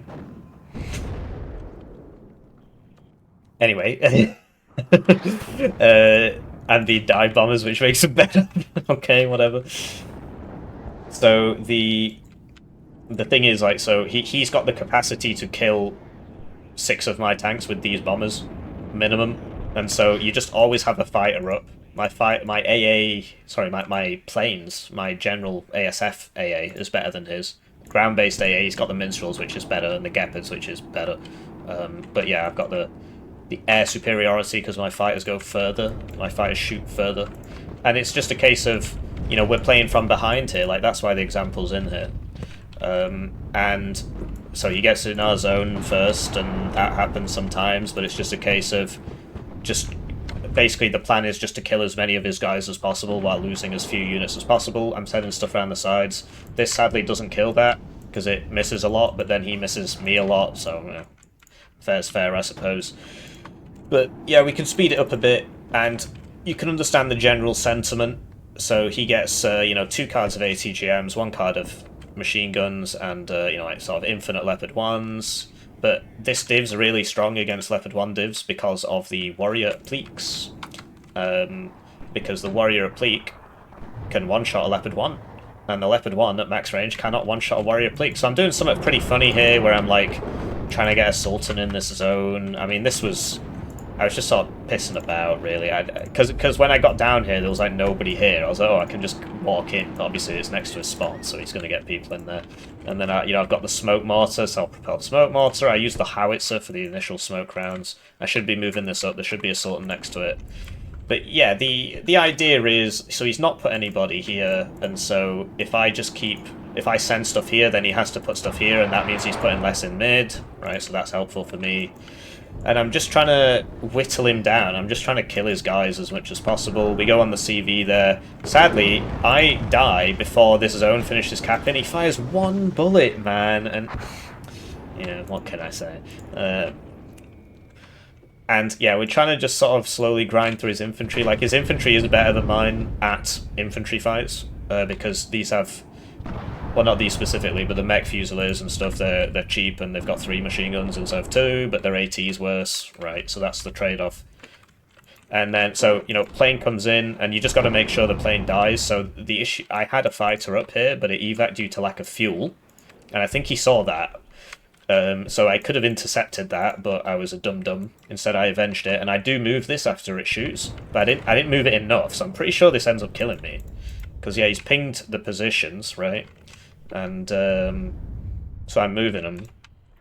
Obviously I can't see the pings, but yeah, we're just trying to whittle him down. And on this map, it's like, if you're on this side, because he just gets such a massive advantage in that he can just see your zone from his zone, the way to play it, because I've tried playing it around here, but basically the way to play it is to fight over here, because if you get to here, then you can kill the guys here, and then you can get in your own zone. It's a very, very, very imbalanced map. It's really not fair. It's not as bad as like Two Lakes Duel, maybe, or Creeder Duel. So yeah, we're smoking and going. I'm trying to win these fights, but... So he sends in the cluster, he gets 2 more units, but like he's losing these planes every time, because he's just flying directly over my AA. And so I'm getting at least 4 shots off him, on him, at close range. This wasn't a proper rifles, so that can't kill these. And you see, like, yeah, the Leopard ones will beat Chieftains, but the point is that if you've got the Warrior Appliques with them, sadly it just got blown up by a plane, but if you've got the Warrior Appliques with them, then you can kill them, right? You can also use the Hell Arms for, like, quick reaction force sort of thing. You don't want to overbuy these. You see people and they're just like, I've got points, and they'll just buy 5 of them. It's not, like, 1's enough, because it's either going to work or it's going to get shot. 1 or maybe 2. So yeah, this one... Right, he's all stunned up, because I think I was arting him. But yeah, you see how he can just shoot me from his zone, and you see we're forcing him back there. But yeah, I did not enough noticing here, right? And we're just constantly trying to get this area. It's very important. Anyway, so he misses me a lot, and then he double hits me, so I didn't have time to react there from the first hit. Anyway, the reason this cluster's coming in on the side and not in the middle is because I assumed he would have loads of AA in the middle. I didn't think he'd have 5 minstrels, but he does, so... And the VADs. And it's just a case of, yeah, trying to push this area and try and force my way back into my own zone. But the main... Like, so you're seeing how useful a CEV would be here. And so, in the deck review, we spoke about the British bombers, and, like, because you suck in town fights as Brits, you just do. Second UK is better because of the air mobile pioneers and stuff, but and the Lynx rockets. But the idea is sometimes you just have to carpet bomb an area with a bunch of planes at once, and you're probably going to lose the plane. But the idea is you do it with a specific aim in mind. And maybe this wasn't the right time to do it, but we got away with it that time. Mainly because, like, so like this is behind this building, so it can't shoot. This is behind this building, so it can't shoot. Stuff like that. So we're going back around with the Rover Milan. This is quite a narrow map, and he's shooting me with his arty, right? So we're trying to snipe his arty. That's the whole point of this. And yeah, he can just hose units into this zone all day. I can survive a Milan 1 hit. He can't survive a Milan 2 hit, but I did just miss, right? And you see, you know, we're trying to force him back, but he can literally just keep buying this stuff for 40 minutes, so it is a problem. But the idea is just keep trading, keep trading, keep trading. We're on the bad side of the map, so, you know, you just keep trading. Because the worst thing you can do in this situation, and this is back when I had the Milan 2 in the deck, I took it out because, you know, I've got enough Milan 2s in the deck already, in the Rover Milans and the Warrior Appliques. The strikers aren't too dissimilar. So this drone I'm desperately trying to kill with this fighter from long range, because I don't know what kind of AA's over here, and there was a VADS there. But the idea is, if he sees this, then I can't snipe his arty. I'm trying to snipe his arty because, like, otherwise he's just going to shoot me all game.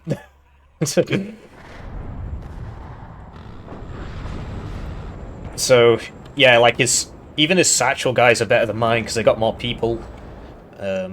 So it's very difficult to fight in towns as Britain. It's very difficult. But this is a bit more open, right? You can use... It's not like 2 lakes. 2 lakes fucking sucks, man. But you can actually use your stuff in the open here, so... Like, the new maps are definitely better than the older ones. And, yeah, Leopard 1s die in 1 hit to Milan 2s, which is very important.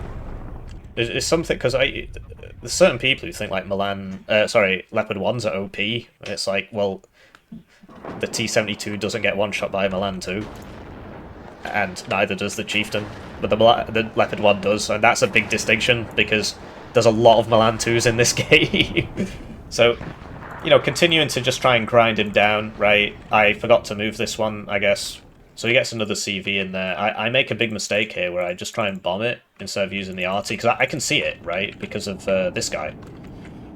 So I bomb it, which was a mistake, really, because I lose this 275-point plane to kill something that was going to die anyway. Anyway, that goes down, right? Because it's only got 1 armor. And the Assault Pioneers, they cost the same, but they've got 1 less guy, because they have 1 more MG. I'd rather have the 1 more guy, frankly. And yeah, you can see how useful an AVRE would be in here. Or maybe some more Chieftains. So, finally get this up, right? We're sniping the enemy arty with the Rover Milans. This is a big part of this div, right? You should be using the Rover Milans and the Strikers to go around the sides. You can even do it with Warriors, because they've got 70 kilometers an hour off-road speed. So we get one of his howitzers, which is a big deal. And, like, look, he's still on a +2, but as long as... So he gets a Hell Arm now, and he was slightly out of the Rapier range, and... So he knows that's there now. And I lost the other one here, I think, so that's probably why that survived. There was only 1. This, I'm going on that drone again, but I miss it. So now I'm trying to bomb that VADS, maybe? No, I think I go on that Leopard 1. Yeah, because this used all its ammo and didn't kill it. It's kind of unfortunate, but we kill him, right? And we get the drone as well. So, yeah, as long as the game's not, like, past half, you don't have to worry, because...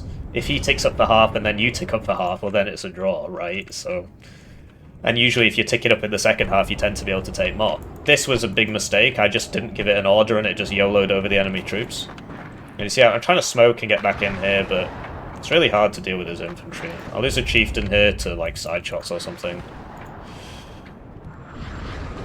And yeah, you don't want to overstack buildings, because that's a great way to get RT'd.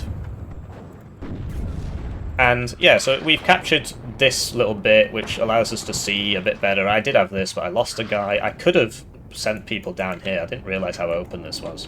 There'll be another example on the bad side of this map, and that's quite enlightening. Like, I learned my lessons, basically, and you'll see the difference. So I'm trying to smoke here so I can, like, get the infantry in here, because if I get up here with, like, rifles, I'm probably going to kill them, right? But the VADs, big problem, the VADs... And yeah, you see the MAGs, how useful they are. I bring them at no vet now. This was when I was bringing them at 1 vet. The FV432s can be useful as well if you keep them alive, because you can put them in front of your tanks and so on. But yeah, the VADs just immediately rinse in my infantry. But yeah, they can also shoot a little bit with their MAGs, their MMGs, whatever. So yeah, we're still trying to pressure him. Like, you'll notice, I guess it might not be obvious to you, but we're getting a lot more kills than he is. And that's hard to do on the offense, right? It's very hard to do on the offense, but that's kind of the idea. Usually you won't be on... Well, I suppose, you know, a lot of the time you will be on the bad side of the map, so I think this is a useful example. Anyway, so it's just, you know, ATGM fires, RT hits it. ATGM fires, RT hits it. Or you just swarm it with lots of tanks and just kill it that way. So we're eventually trying to get in here, right? The other thing is making sure his planes die. Like, we open 2 tracked rapiers, which, yes, it slows down your push, but it means that when he sends the inevitable panic bomber, it dies, which is very important for later on in the game. And you see this guy just immediately gets rinsed because of all the FV432s shooting at him. And yeah, we're pressuring this kind of angle, because if he's got an ATGM in here, then I really can't get in. So he sends out the bombers, and he gets a few things, but he loses both bombers. And it's basically just a race against time whenever you're playing against a division like Belgium. Or just airborne in general, but Belgium's It's kind of like the UK, except slightly faster, but slightly lighter. So I send out the seed just ahead of the bombing wave, because I need to clear this town out, right? So the seed dies, but at least the bombers survive, because I can't kill his inf. So you're seeing the use of the bombers to try and do that. And then for some reason they didn't shoot these. I guess he must have had them turned off. And yeah, the warrior replete spam, pretty good against the Leopard 1s, pretty good against the infantry, right? He's overstacking buildings, which isn't a good idea. I'm RTing the AA. I should have gone on the minstrels, really, but these were all that I could see, so... You see he's counter-smoking me here, so he smoked here so my challenger couldn't shoot these guys. And now he's smoking here, so the infantry will be cut off from the fire support, so then it'll just be infantry here and not 10 million... Like, look, the warriors are stopping firing as these rounds come in, this one's just stopped. So I lose 2 Gazelle rockets there. Minstrels are the best manpad in the game, so... And yeah, so I can see these coming in, so I would just want to jump in here and kill him, really, but... You know, let the warriors start shooting, and you see that the warriors one-shot the leopards. And, you know, we're side-shotting with lower 80s and stuff, but the idea is he's lost so many units at this point, like, look at this, I mean, it's crazy. Just the swarm approaches. So, we're making good ground, and, yeah, I mean, it's obviously not a proper cast, it's just an example, so speed it up. I'm hitting all these MG teams with the RT, and you see it's just red, red, red, red, red, red, red. He sends in a panic bomber. We make sure the panic bomber dies. I should have had this fighter up before that happened, really. This gets hosed by the Vads. It's a shame because I could have killed this, but... Anyway, at this point, it's looking pretty Jova for him simply because of the KD. So you understand the principle, right? If you're... try not to grind the town, right? And if you absolutely have to, use the planes to just bomb everything right as you go in. But generally, play around the open area around the outside of the town. Obviously easier to do it on this map than it is on Two Lakes, for example. Warrior Repliques counter Leopard 1s. And yeah, use the smoke, send stuff around the sides. Always have a fighter up. Don't overdo it on the bombers. That evac the wrong way. And this ends up dying to the mech fusiliers. But, yeah, I mean, at this... like, because he's smoking me there, I think. It might have been me, actually, but... Always Mortars are dead, but yeah, then, you know, he's basically broken, right? So we can just start attacking on this side. Like, there's only 11 minutes left, and he's 1,000 points up. But we've won, right? Because he just quits. Because he realises that he's screwed. I've got 2 zones here, so definitely be enough time. And he's a really good player, right? He's got 400 ranked games this season. So I'll show you the next example. Right, so here we go again. This time I'm on the same side as the same division. I've made some changes to the deck. We've got the AVRE now, right? And we also have up-vetted artillery. And I'm against 31Y this time, which is stronger than Belgium. Particularly on this map, it's very, very good, because you get this mega grad called a Prima, and that can just delete armoured formations. It's really something. And he's brought a fob, which is interesting. So this guy was really mechanically skilled, but he was making strange decisions. Like, he brought the napalm plane and he brought a fob. And so, like, he was very mechanically skilled, though.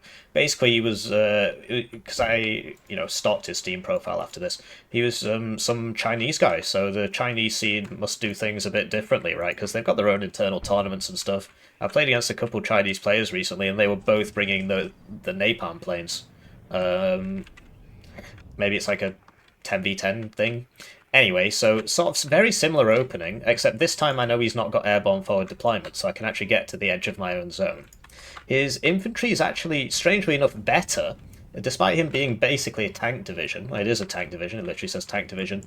His infantry is better than Belgium's, because he gets the Strelki, which for 50 points have 9 HP and a really nice RPG. They're the equivalent of Mott's rifles on 4th UK, which, like, that's a great squad because 4th UK is kind of ass. Whereas here, 31Y is a great, a great div, and they've also got this great squad in a better transport because this thing has KPVTs and so on. So I send up the Rover Milan, right? I am sort of pressuring the sides. This time I decide to advance down here because that's the mistake I made last time. That's the reason I'm including both of these games, even though the first game was in a different video. It's not always reusing content. It's to show what has changed and what I've learned.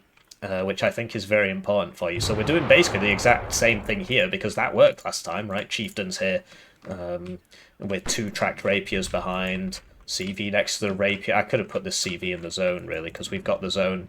MAGs are at no vet now, playing a bit better. I brought up a javelin with this Rover Milan because I was expecting him to do some zany stuff. And yeah, this time we're advancing down here because I noticed in the ZXC Vista game that this was open. So now I am advancing down there.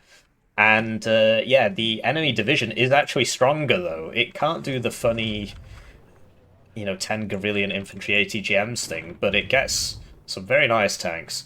So we've got the AVRE and the double chieftains. I'm just going to speed it up a bit.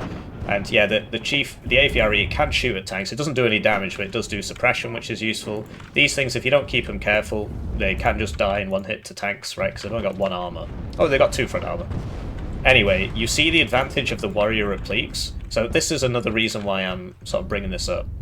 And yet you see the AVREs winning me these fights. You see he's using the OT-64. This is an SPW-70 or a BTR-60 PB. I mean, obviously it is different, but it has very similar stats to those.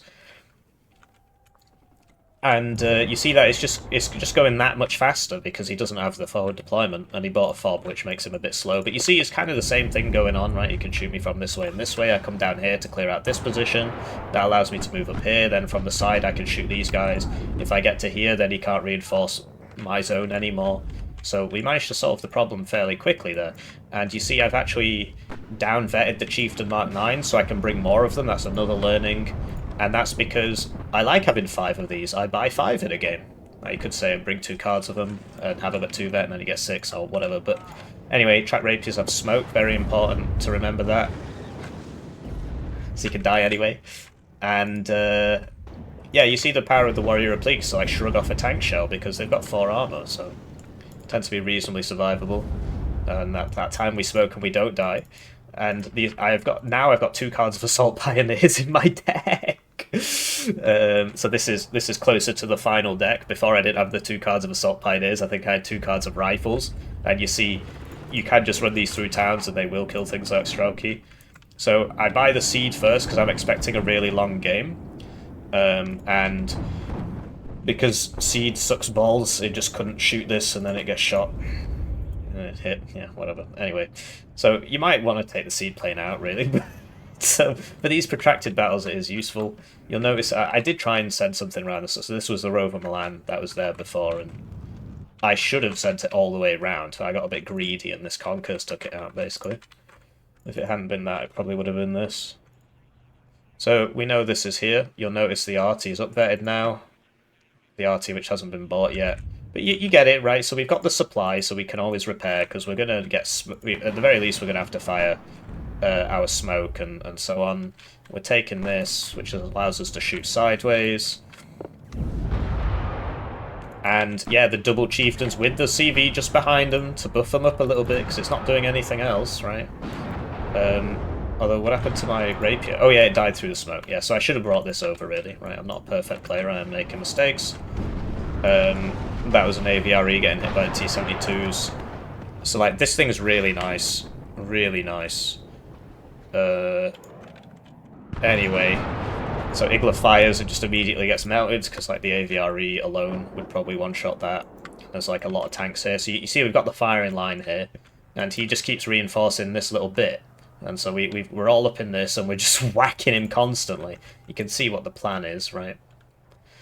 Did I land it? No, I just sat around because I'm dumb. That must have been on defensive. Yeah, so it just automatically did that. And you see that we've actually got up into here. So, like, the enemy not having forward deployment does make a big difference. It's very helpful for this division. But, like, he's by no means out of this game. Like, all we've managed to do is equalize it. So, you'll notice the RT's upvetted now. So with the CV next to it, it's at 2 vet, and that's great for killing Conquer's teams, although I believe that died to the tank maybe, or it says it's just died, so maybe not. And you see that he's also got his BMP2s with his tank, so when he's engaging with his tank, he's also got ATGMs coming in. And you see the immediately mediocre cohesion, even if it missed me, right? So It's not ideal. And you see, if I'd had a striker there, I might have won that fight. But they're narrow angles, you got to play around a lot with the LOS tool. And you see that I'm moving up on this side, the Prima. This thing is so good, so you've got to be very aware, right? Immediately move. We lose the AVRE because that's slow as shit anyway. And in general, British tanks are just super slow. Like they all are. And so this thing is super good against them because you got less time to react. And he's got a bloody fob. Anyway. So, trying to hit that smoke mortar, I guess, because I think he shot some smoke at me here. Yeah, because look, he's just running in with the Strelky. And, you know, Saperi RPO do beat me. So we kill the smoke mortar immediately as soon as that starts firing. Like, because like I said, I was really surprised at how good this guy was. I felt like, I'm watching it back now and know what's happened, but at the time I was like, oh my gosh, you know, you didn't give me a second to rest, just constantly being pressured everywhere. And then the Prima, got to worry about, because like, what? Ah! Right, this is very bad. And you see he's splitting the volleys, so he doesn't have, because it's only a 3-minute reload, whereas the Smirch is like 6 minutes or something. So he starts shooting. You'll notice I go forwards instead of backwards. Now, that's because I can go faster through the open ground than I can through the forest, so I will leave the thing faster, and that's why I survive. Otherwise I would have died there. Because I would have slowly trundled back through here and got hit by 10 Guerrillian rounds. The other thing is I assumed he would have put it more in the forest than right on top of me there, but he put it right on top of me there, so that particular thing doesn't make a difference. So you see he is actually making ground here, and you can use the Hell Arms for, you know, defensive play, because they can survive a manpad hit. And they're going to struggle to bring stuff up. So I'm sending like warrior pleeks around here and AA and stuff, and I've got ATGMs on this side. And yeah, it's just a case of who can get their fire support in. Not having a rifles in here was a mistake, because obviously this could just take out this guy's cohesion. Probably wouldn't kill him because he's got 18 armor, but it is what it is. Yeah, the Igla hits me, but I kill the Igla, but I have no power anyway. So he does manage to get a CV in, and what do you know, the Prima's back, and I believe it gets me here. Oh no, he stopped the volley. Because he's been firing half volleys, so that... Never mind, I do die. This thing is difficult to deal with because it's got 30% ECM on a 230-point AT plane. With a really good gun and 4 Sidewinder missiles. 30% ECM. It's not very sensible, is it? Anyway. So, he gets me. And yeah, I'm getting pushed out of here as well, so he's actually pushed me all the way back, right? And a lot of that is because I'm doing funny things over here, which is draining my capacity. So, I believe you can buy all these in 1 minute, because that's what? 60 times 2 is 120, plus 70 is 140, 260. Yeah, you can actually, yeah. So we get the tornado out to sort of go around the sides and try and hit this guy. I've got in here, but I've switched off auto cover recently because it gets your tanks killed if you got it on. And you see the power of the Gazelle rockets to... I would have liked to have bought all 6, but I didn't have the money. And they're great for just, you know, send them forward, shoot stuff, run back. But we kill the AT plane because he was loitering. So that's huge. And you see, we can see people... yeah, but he's messing me up. Like, I'm on a -2.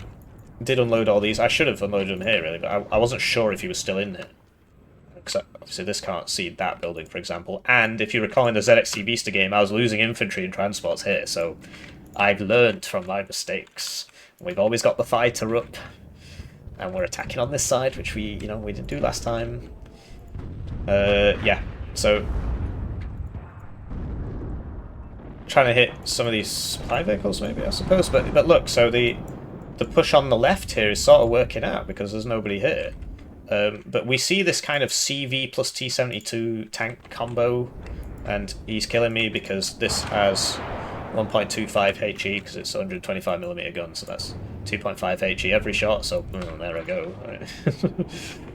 So I'm getting out the seed from before under cluster. Seed goes first. We've got a fighter up in case he uses a fighter. We come in from the side because we know there's a cub around here. So yeah, we're coming around. Coming around. Seed is in front, so it can sort of soak the shot. Oh, actually, okay. It should have been. So we evac this way. No, we don't. We're dumb. And we kill one of these, and then it can't fire the other one because it's aligning. But we kill a cub, and we get out. We do take a hit there, but we don't die. You see the FV432 is coming in handy here because the Strelky are back here, so I can just sit here and shoot him. Doesn't do a huge amount, but it's doing a bit. You see, I'm sort of getting pushed out of this position, but from pushing up here, we've actually got in here now, so that's useful. And then, you know, these, you can smoke, right, so they can survive ATGM hits and stuff. We have been pushed out here as well. Like, these are quite cost-effective for 105 points. They've got no smoke, that's the main disadvantage. So, I didn't kill these before, so I came back in with the cluster, and I knew that I'd killed one of his cubs. But he's bought another one. So, it turns out this guy has 2 cards of cubs. Because they're 4 per card, but I believe I see more than 4 this game. And you see the warrior pleeks are pretty decent at fighting tanks. They're pretty decent at it, particularly if you have a chieftain to back them up. Very powerful combo. So the rifles, I was trying to get shooting the OTC, but... And yeah, you see the Strelcy do beat the rifles quite handedly, even though they're 5 points cheaper, smiley face. Because that lore 80, so he's on me again with the Prima. And thankfully he interrupts the volley here, because if he hadn't, he would have got this. You see how effective it is at just killing stuff. He's pushing me all the way back here, so he's on a +2, right? He's beating me now. CV next to this. Sadly he's moving buildings, right, so we're not really getting him. But we got in here, which is big, actually, and you see that it's a Milan 1 now with an MCT. So we've got a Milan 2 and a Milan 1, and it's just cheaper, you can just buy more of them. It's got more availability as well, so... super useful. Anyway, I'm using the mortar, so he primas that. Seed comes out again, but it can't shoot at these, even though they're switched on. Seed moment. Very temperamental Seed in this game. So we get that. Yeah. So... as you can see, we're on a -2. He's pushed me back here, but we are sort of slowly because we could put this in here and then we wouldn't be on a -2 anymore. But right now, I'm sort of focusing on trying to secure this area, and you'll notice, you know, the Hell Arm on the left again. Like, there's no AA here, so he's basically got the run of the mill until he brings up AA. Hell Arm on the right gets hit. Like, once they get into here, it's so tough for you because they can just see into your zone. Like, if you get to here, you can't just. I suppose you can see into there, but. Anyway, the MiG napalm that we spoke about, so it comes with 1 more availability, which is, I think, why he brings it. Also, the gun's really good, so it's really good against helicopters, actually, as you can see. So he's smoking me here, right? He's firing smoke at me, but the Milan 1 misses. That's a shame. And yeah, now I've got 2 RT pieces. Playing the long game, right? Immediately going for that smoke. Here comes the napalm plane, and it's going to kill me because I'm not in a building. If I was in a building, he would have got me there. So yeah, another T-72B. So I have to fall back a bit. And yeah, he's still on the +2, right? He's got twice my score now. It's looking pretty rough. I lose my Zibby to another T-72B1. This div's so fucking stupid. Anyway, yeah, it's not looking up. Prima's messing me up. I should have sent a Rover Milan round on this side. But I was too busy losing to... So, this can see that, apparently. He dies for it, though, so I'm not sure it was worth it. And you see, yeah, the mortars. Ooh, mortar's shooting smoke at me. Immediately counter-battery that mortar, because Pact only get 1 self-propelled smoke mortar, and that's the Prima on 19th check. And we can see this because it's just in the open. I could see it before. With all the, you know, side of rifles here or something. And the Prima's back. I'm moving my arty after I shoot it. So that helps. And you see the Warrior Replique power. So that 24 pen coming in handy. They are expensive, but I think they are worth the money, especially given that autocannons aren't as good anymore, so you're not really buying it for the autocannon. I mean, that helps, right? But you're buying it for the Milan 2 and the 4 armor, basically. So, his is cheaper, but in a fight it would win. and it goes backwards faster than I can go forwards. What he should do here is switch off this gun and shoot the 21 AP missile at me and then switch back on the gun. Effectively doubling his DPS. So yes, he's pushed me out of everywhere. He's still on that +2. We've lost way too many units. I guess I was too aggressive in my pushes, unironically. Also, my investment in planes cost me big on the ground. I did kill a lot of things, and I didn't lose the planes, but it does cost you on the ground buying those planes. You really don't want to buy them unless you absolutely have to. I make that mistake a lot with this division. Planes too expensive. But yeah, BMP2 counters a warrior oblique because it's got more range and they both one-shot each other, so that what you want is the range, really. And the accuracy's higher because it's got more range. Anyway, so the Cubs are... He's got lots of Cubs. So, trying to reinforce again the 2 cards of Assault Pioneers. So 2 Assault Pioneers, 1 Rifles is a good town fighting squad. So we get the Cub, and then it misses 1, but whatever, we get out, and we're shooting arty at this. So, and we use the... I didn't know if the arty would kill him, so I just used the bomber on him. And I'm like, okay, great, I've killed 4 Cubs. Problem solved. Now I can just air bully him for the rest of the game. Turns out he had 2 cards of Cubs, so he has 8 Cubs. Who knew? So yeah, I'm getting absolutely hammered because I've bought so many planes. As you can see, I don't have anything on the ground. But his AA situation's diabolical because the Seed and the bombers keep killing it. So I send out a Hell Arm to just stop all this, essentially. And, I can just shoot him sort of unmolested now. But yeah, using the planes is very temperamental. So then he just immediately buys 3 more Cubs, because it turns out he had 2 cards of Cubs. And honestly, so I see the Prima firing, right? And I'm like, great. He's out of Cubs, I've got the Seed, I've got the Fighter, I'm going to cluster that Prima. But he moves the Prima, and then there's 3 flipping Cubs coming down. I mean, what are the chances of that? So the 3 Cubs obviously just immediately twat me, right? Because there's 3 Cubs. And we do get the Acacia, though. So that's something. So then I send the Seed, because I was like, oh, there's like 1 or 2 Cubs there. I didn't realize there were 3. So I miss the first one, and then die. If I'd hit the first one, I might have made it there, but my bad. Obviously, you shouldn't just run at 3 Cubs with a Seed. It's not going to work. So yeah, now we know he's still got lots of Cubs. But he can't use any of his armor stuff on the front line because the AA is not up here yet, so he has to buy more AA. But yeah, it's pretty crazy having this div that just kind of has good everything. Good IFVs, good tanks, good AA, great artillery, great infantry, and great tanks actually as well. Yeah, very strong div 31. Anyway, so we're trying to just take our ground back, right? And I was aware that there wasn't too much here because, he sent a couple of units forwards and I killed them. So I'm counter-pushing. Prima's back. Because this was static, right? So he must have seen that. Thankfully I've moved it. Always having a fighter up. Because your AA's crap, so you always need a fighter up. If you're pushing with tanks or anything, otherwise your tanks are just going to get sniped. This guy I did manage to keep alive. And yeah, so we're counter-pushing here now, and that should give us the tick that we so desperately desire. The Cubs are coming up now, so we send the Seed, sort of, but not really, I suppose. Oh no, I did, I got one. And then he switched the weapon off on the other one, okay.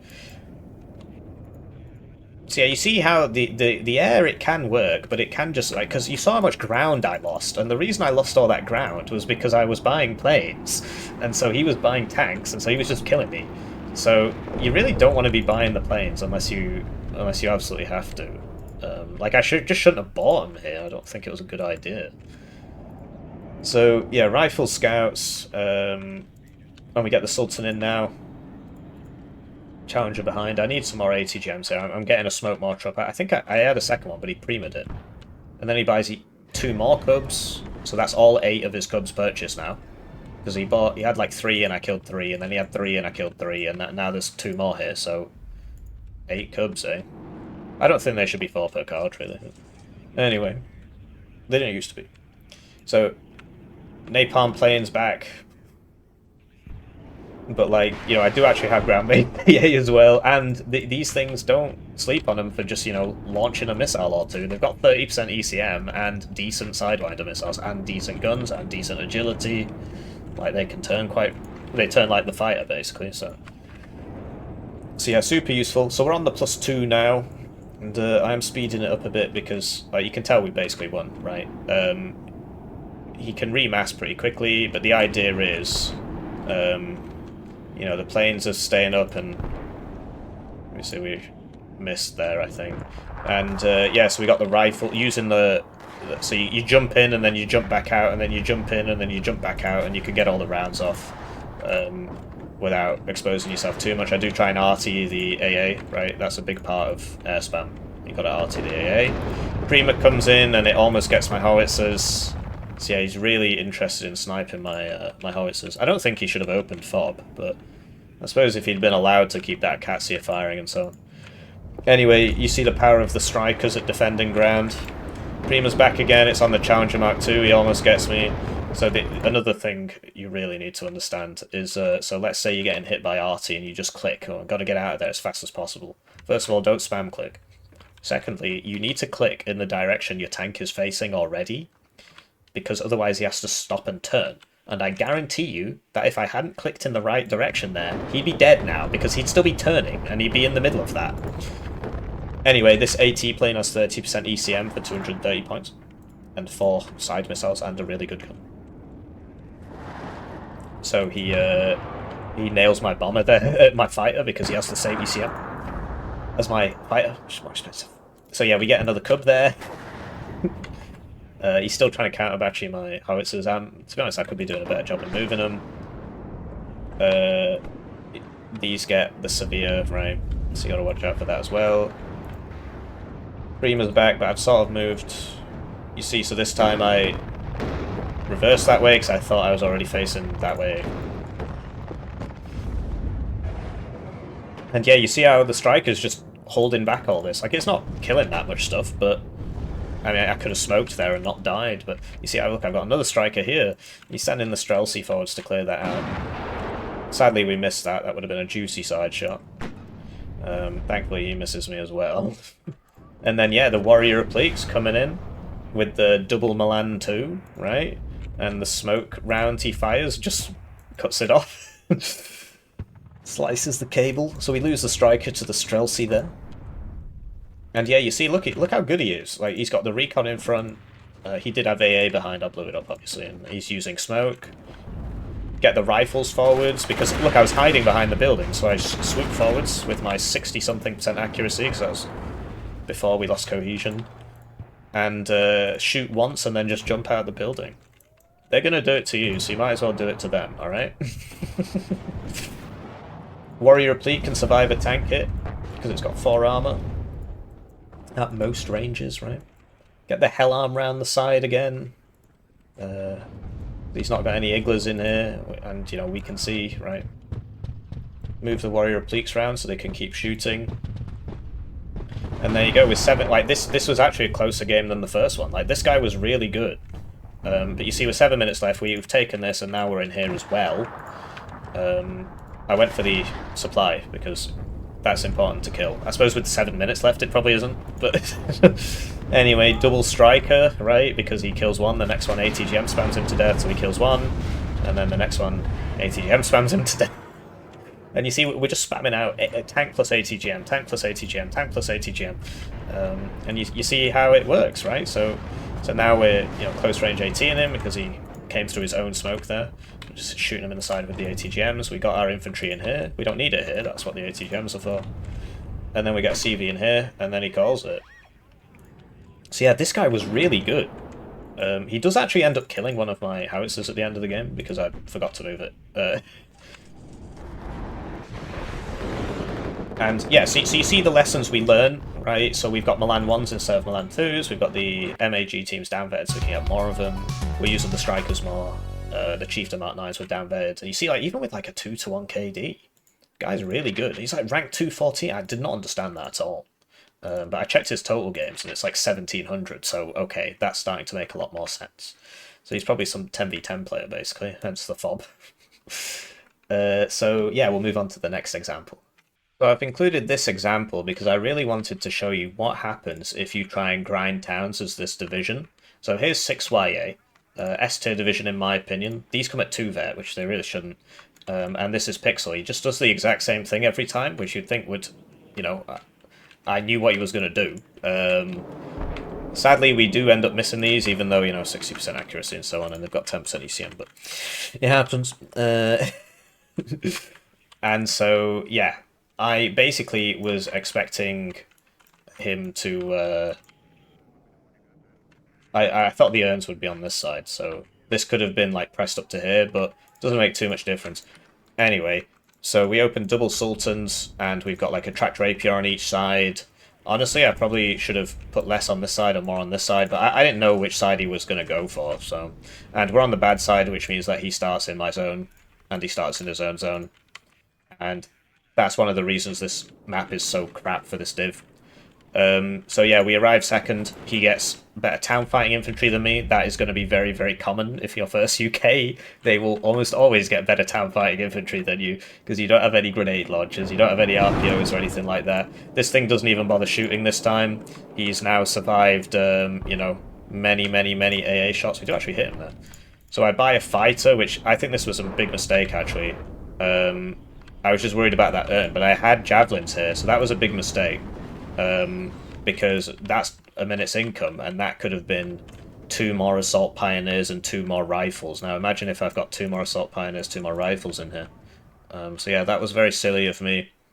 Very silly. But it is what it is, right? So he's in this corner. I know about this because of, I think because of this thing. Or I saw him, like, moving over. But yeah, buying that fighter was a really big mistake.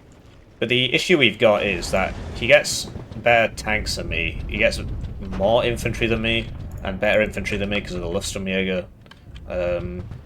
Yeah, just grinding towns as this div's a really bad idea. So he comes in with these. I should have had like a Chieftain Mark 9. Instead of buying that fighter, could have been a Chieftain Mark 9. Because, yeah, you'll notice his incredible strategy relies on basically just spamming BMP 1Ps and sending them into the zone. So my 250-point fighter immediately gets shot by a buck missile and doesn't kill either of these. So I have to buy a second one. So that's obviously extremely unlucky, but it is what it is. Yeah, now we can't stop this because I've put 500 points into fighters. And then he sends another plane. He gets about 8 of these. I think it's 10, actually. 4 per card on 2 cards, and then he gets the MiG-31s as well. Basically, so this div's pretty weak against 6Y on this map, because he's better than you in the town. He's got the mega forward deployed helicopter thing, and you can't really fight that because you don't have cheap fighters. So if he opens 2 MiG-21s, he's going to beat your Tornado, and 2 MiG-21s is half the price of your Tornado. Actually, that's not true. It's just under the same price. Like, it's not as expensive. It's slightly cheaper. And so you can't fight in the towns against him. And you can't use your aircraft against him either, because he's got the max range fighter and he's got the buck missiles. So, yeah, what I should have been doing instead is, like, so this Chieftain Mark 9 could have, like, pushed around to here and started shooting things, right? I should have taken this back. I could have tried to take this at the start, but I was worried about the urns, right? I didn't know which side the urns would be on. But yeah, if I put an SAS patrol in here at the start, he wouldn't have guys here shooting me the whole game. And then I'm playing this wrong, basically. I'm like, let's town fight against 6Y. So he also gets the best artillery in the game. This div's so fucking stupid. I know I just said that about 31Y, but that's because that is also a stupid div. These basically just shouldn't come at 2 vet. It's very silly. They come at 6 availability at 2 vet. So, but yeah, I am making mistakes here, right? I'm trying to town fight against 6Y. So, like, these things are crazy. Losing that there as well. After this, I down-betted my igloos. So, like, I'm buying seed. Why am I? And then I'm so bad at the game that this book now has 100% accuracy rate and just one-shot my seed plane.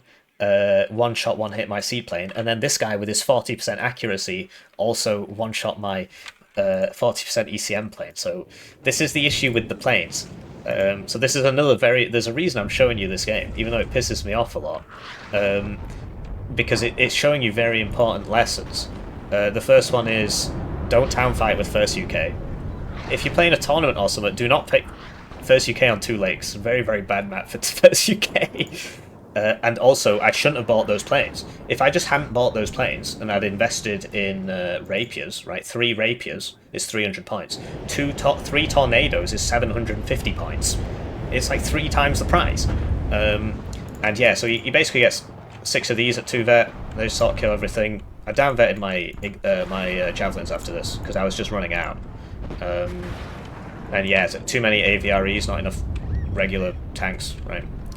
And so basically, I've essentially already lost this game. I just don't know about it yet, and it's because I bought those planes, and it's because I'm trying to fight in the town. Like what I should have done is, honestly, if I tried fighting in the town and not buying those planes, I still would have won actually.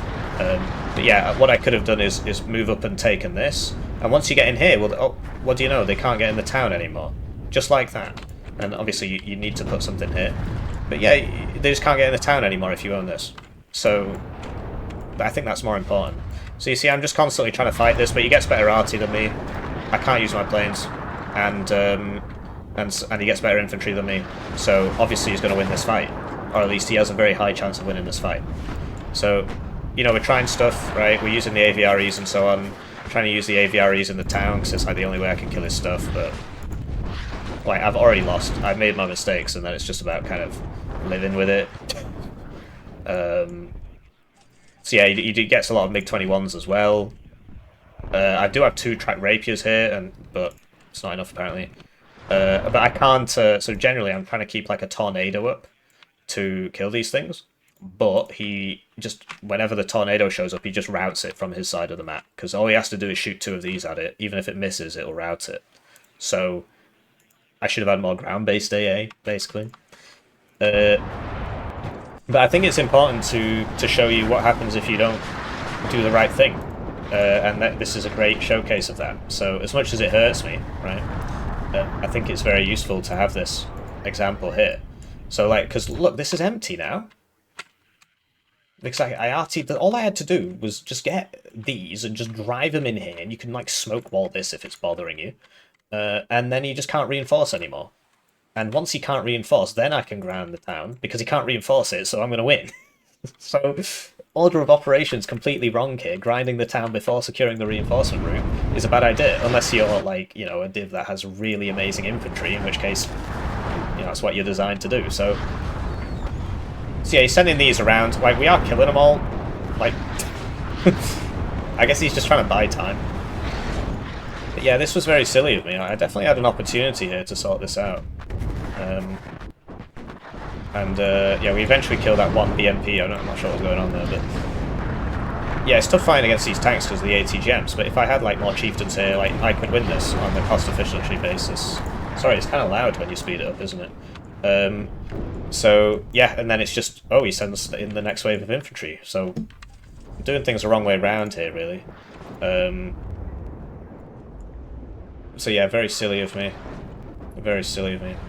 I think after this I put the second card of Assault Pioneers in. I think this was the game, not the last game. But it's important you should see this, because like this is just so obvious to me that if I had taken, in hindsight, right, if I had just taken this and put a couple tanks in here, obviously it's kind of hard because you got to get the AA up. But yeah, then he just wouldn't have been able to throw 10 Guerrillian Luftsturmjäger into this town, and Saperi and what have you. And then I could send in the infantry, and then I would just grind him down while preventing his reinforcements from getting in. So yeah, it's obviously not ideal, but it is what it is.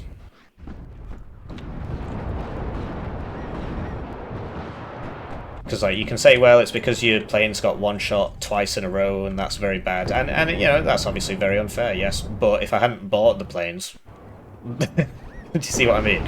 You got to think about what you can change. So at this point, like, obviously if it had gone on another 20 minutes, I might have got it. But that's not how the game works, right? This guy really likes 6Y, like a lot. Anyway, so we'll move on to the next example. Right, so here we are again against Dark Ruger, another 6Y fanatic. So, you know, trying to learn from my mistakes and stuff, right? So this was played after the previous game. This guy was ranked 10 when the match was played. And you see the 6Y opening is like sort of fairly standard, right? They open with a bunch of the urns, and, you know, maybe some Lufstrom Jaeger. So this guy also plays a lot of 6Y. And, you know, he does something pretty similar. And he's super high rank. So we're playing first UK again, right? And yeah, so he has certain advantages over us, but we have certain advantages over him. So we're not on 2 lakes this time, so I can afford to go around the sides. And you see the Rover Milans are great for going around the sides, as you saw in the game against the 27Y player. So we're on the opposite side this time. So we see the urns, and it's like, oh, well, I can't kill the urns because I don't have forward deployed AA. You see, this time I don't buy a fighter, but he didn't buy a fighter either, which means that if I had bought a fighter, I could have killed these. So he's getting in everywhere, right? He's earning me Te-earn, right? At least one of you might understand or remember Te-earn. Basically, before Twitch was a thing, there was something called, what was it called, like, iJustine Live or something? Twitch used to just be about speedrunning games. But yeah, you see the Rover Milan's coming in and killing a lot of his stuff, and you know you just pull back with the forward deployment, wait for the javelins to show up. The javelins will one-shot these eventually. Obviously they're going to miss a bit, but when they hit, they one-shot, and these are kind of expensive. And this time I'm not going to buy loads of planes, I think, or at least not at the start. So at this range, he can't actually hit me because I'm too close to him.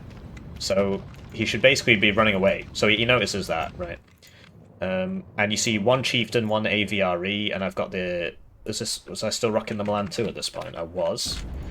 So yeah, he's got the Conkers up, he's in mid, right? He's got me...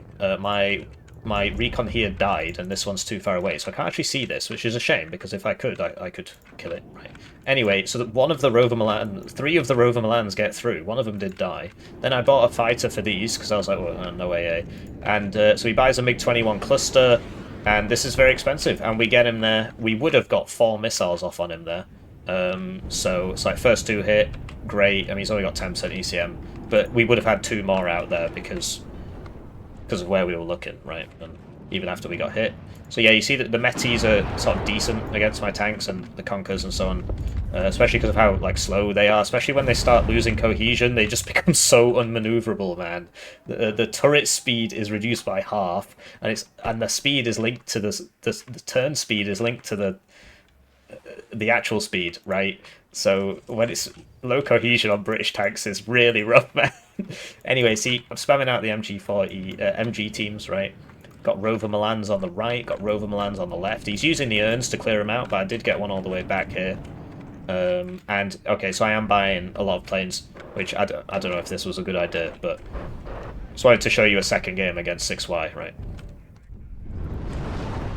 See how much learning I'm doing. Anyway, I lose the Chieftain and the Spartan and the AVRE, so clearly not learning very much. And so we're smoking so we could get a CV in. Yeah. But yeah, he's got recon up here. But we have a Milan 2 here, looking down this road.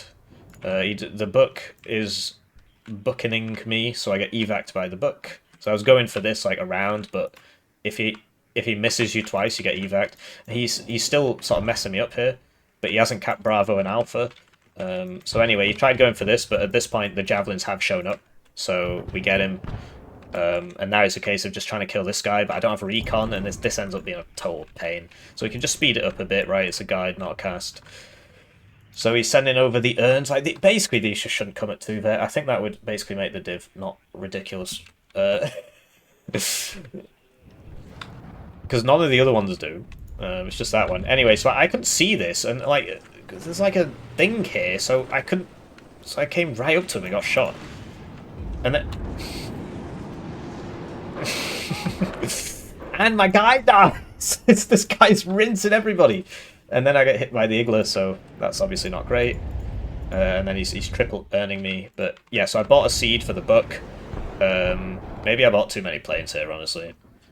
Yeah. Anyway, the double javelin, you'd expect to get him eventually, right, if he doesn't run away.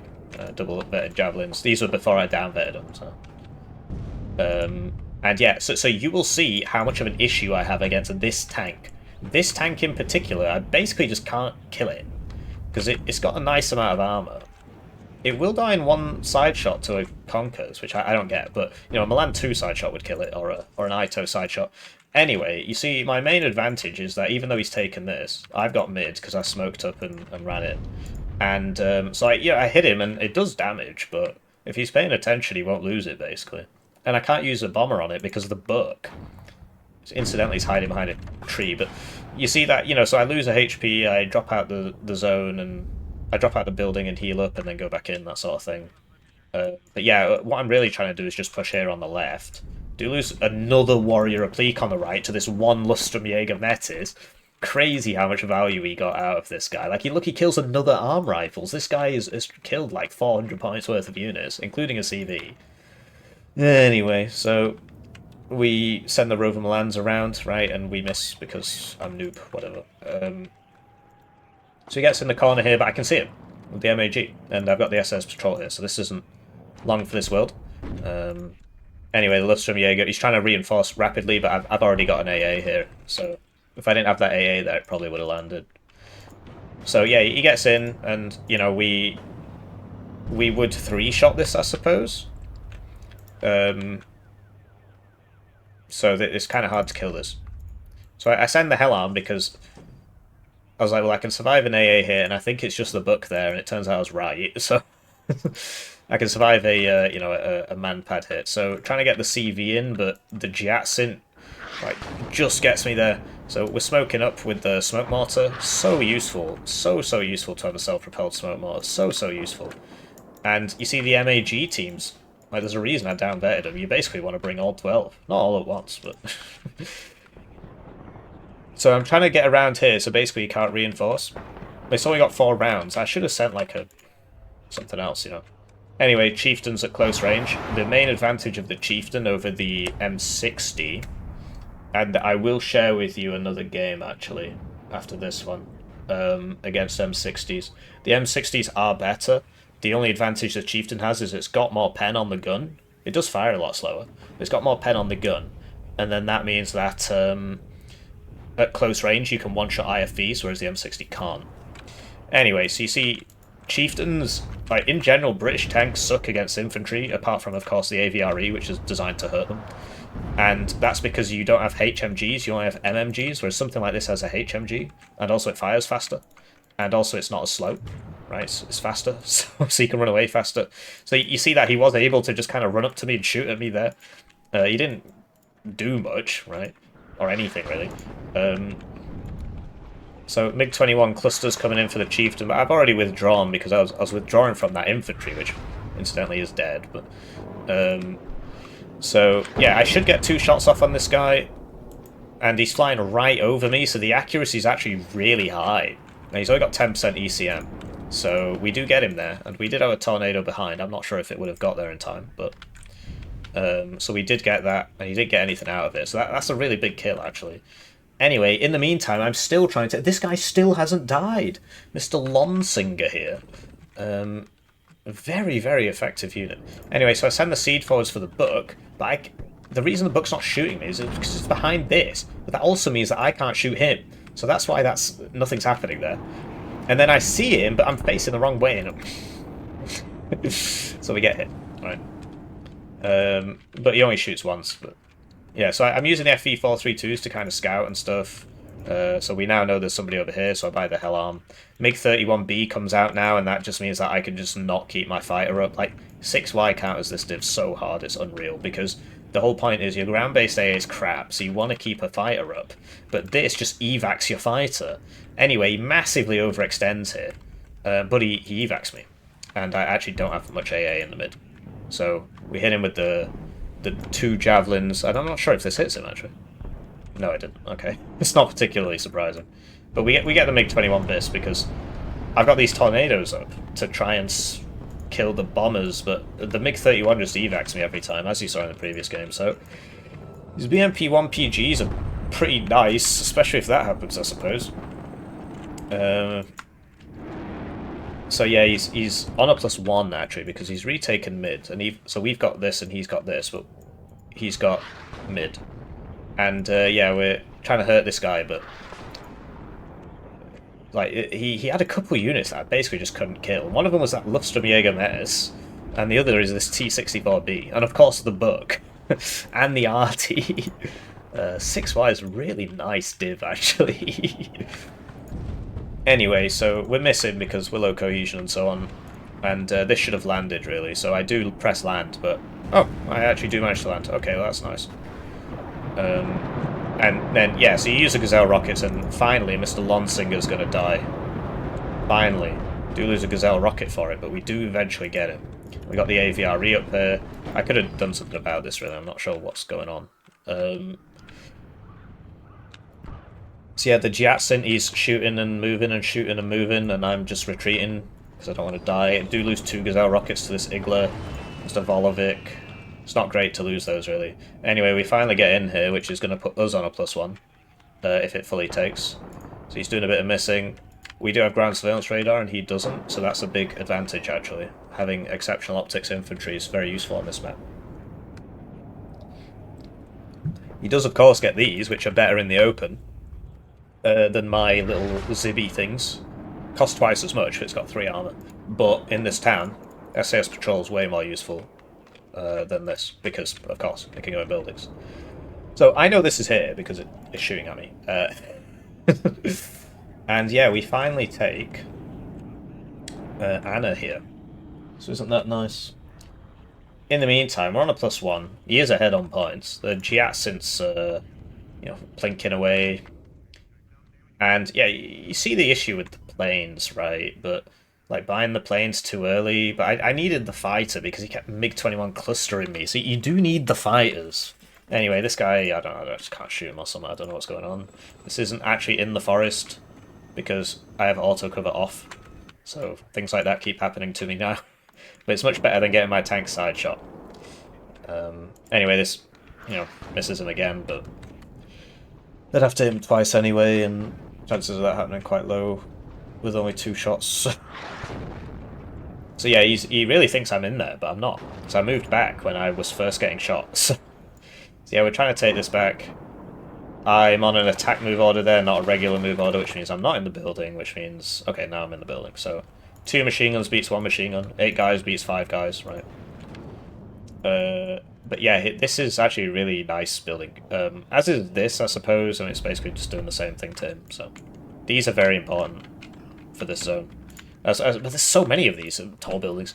Anyway, so he really wants to take this back. And you see the T-64 plus BMP-1PG strat. These things have grenade launchers on them, but no smoke. And that makes them super good against the infantry for 40 points. Because of the grenade launcher, basically. And the 3 armor.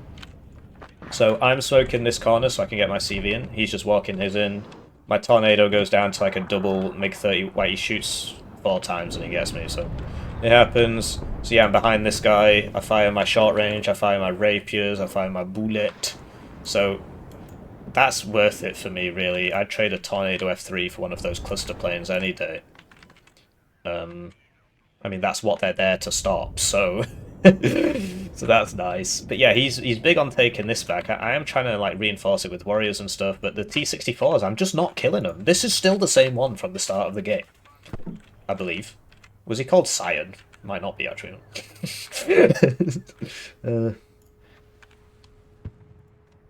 Anyway, yeah, so we smoked the corner with the smoke mortar, super useful. I wanted to send the challenger in, but he got shot by something, so... Anyway, he's going to keep sending these fighters, because he gets 10 of them. So we miss the fighter, but we get the Luftstromjäger Metis. This thing still has the alarms, but the book is all the way back here now with the radar turned off. And yeah, you see the MAG teams, but they die pretty fast to these BMP-1s, so that's what you need the tanks and so on for. 1 tank, 1 ATGM, spoke about this a lot, right? 1 tank, 1 ATGM, 1 tank, 1 ATGM. Super useful. You should just be doing that on all your divs, right? On the Soviet divs, you can even do it better, because you get these for 40 points.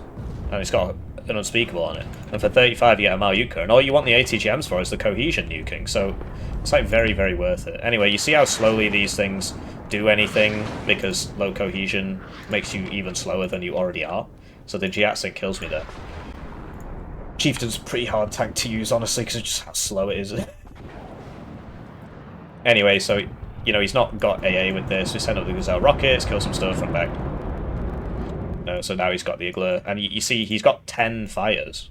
So he just does this the whole game. Like, I'm quite surprised he's willing to spend 125-point fighter to kill 20-point plane helo thing, but I guess he figured he wouldn't die, and he's right on this occasion because this is out of ammo, so I buy the supply. I didn't notice that.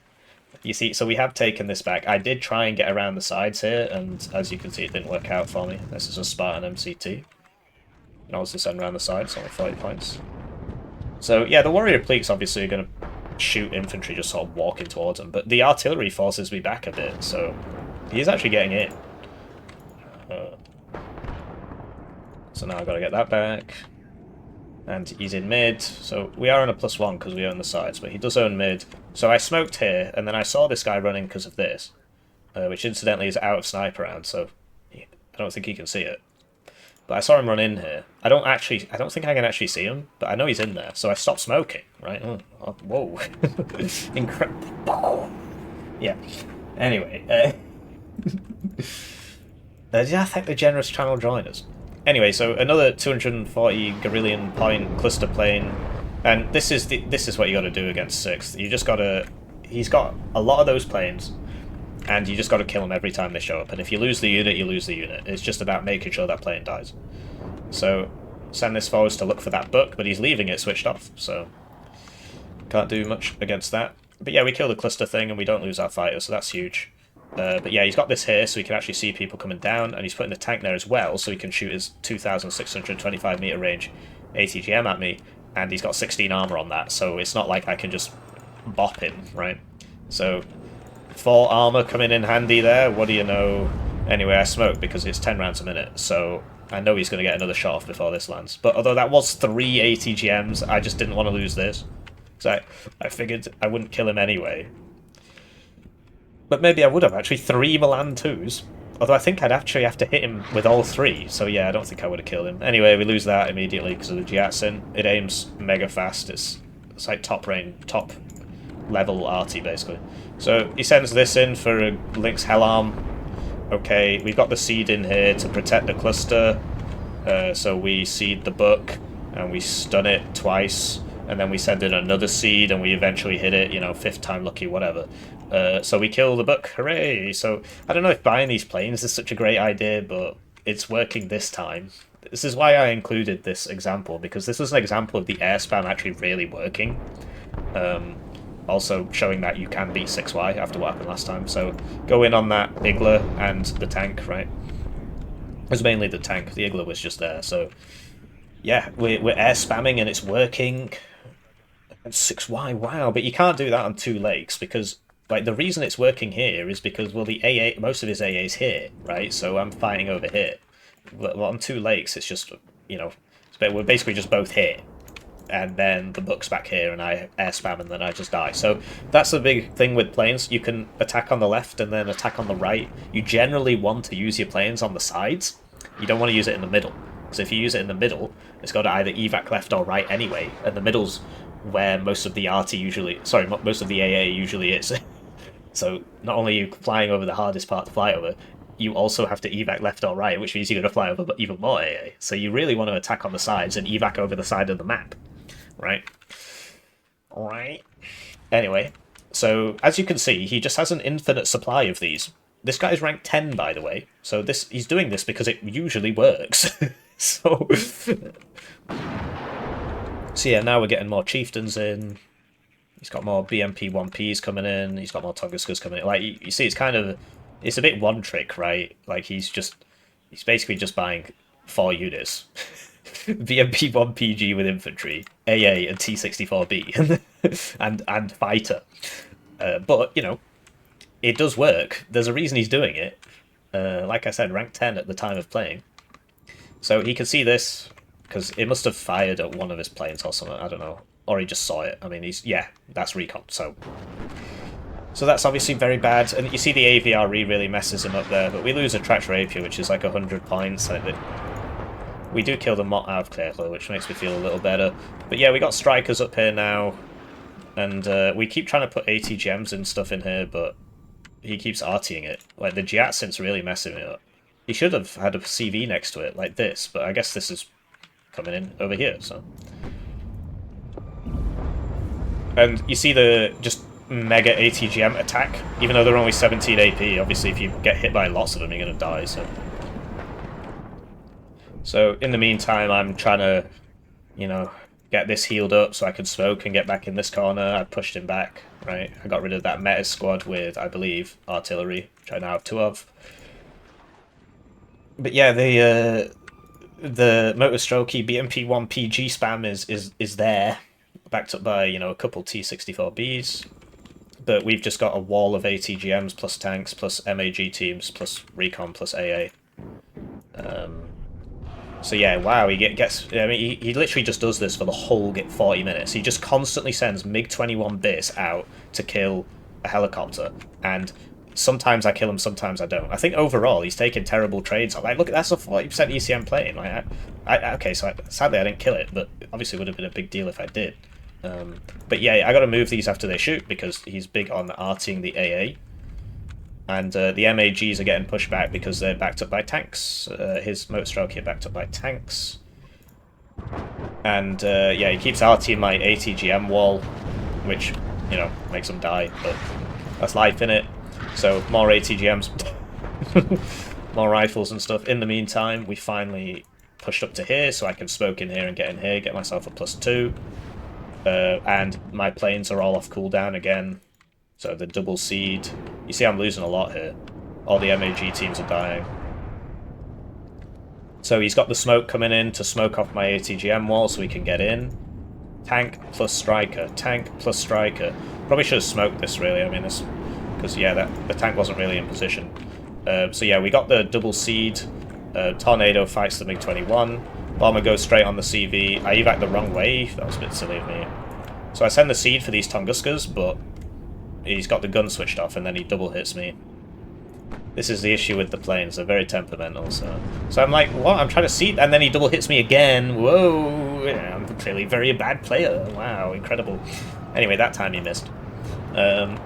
So this is the issue with the planes. It is very temperamental, and you know, sometimes you'll win and sometimes you'll lose, and so you want to avoid using them really because they're very high risk. Obviously, some people like gambling. Anyway, so he's done the absolute big brain play of buying some more Motorstrokey BMP1 PGs and some more T-64Bs here. I know it's incredible, but yeah, so he's managed to close range here. Now, incidentally, I said that most times you'll be against infantry that's better than you, but Motorstrokey are not as good as arm rifles against infantry because he gets a better RPG and I get 2 machine guns. So that's big. So yeah, we just reverse. I mean, don't feel bad about retreating, right?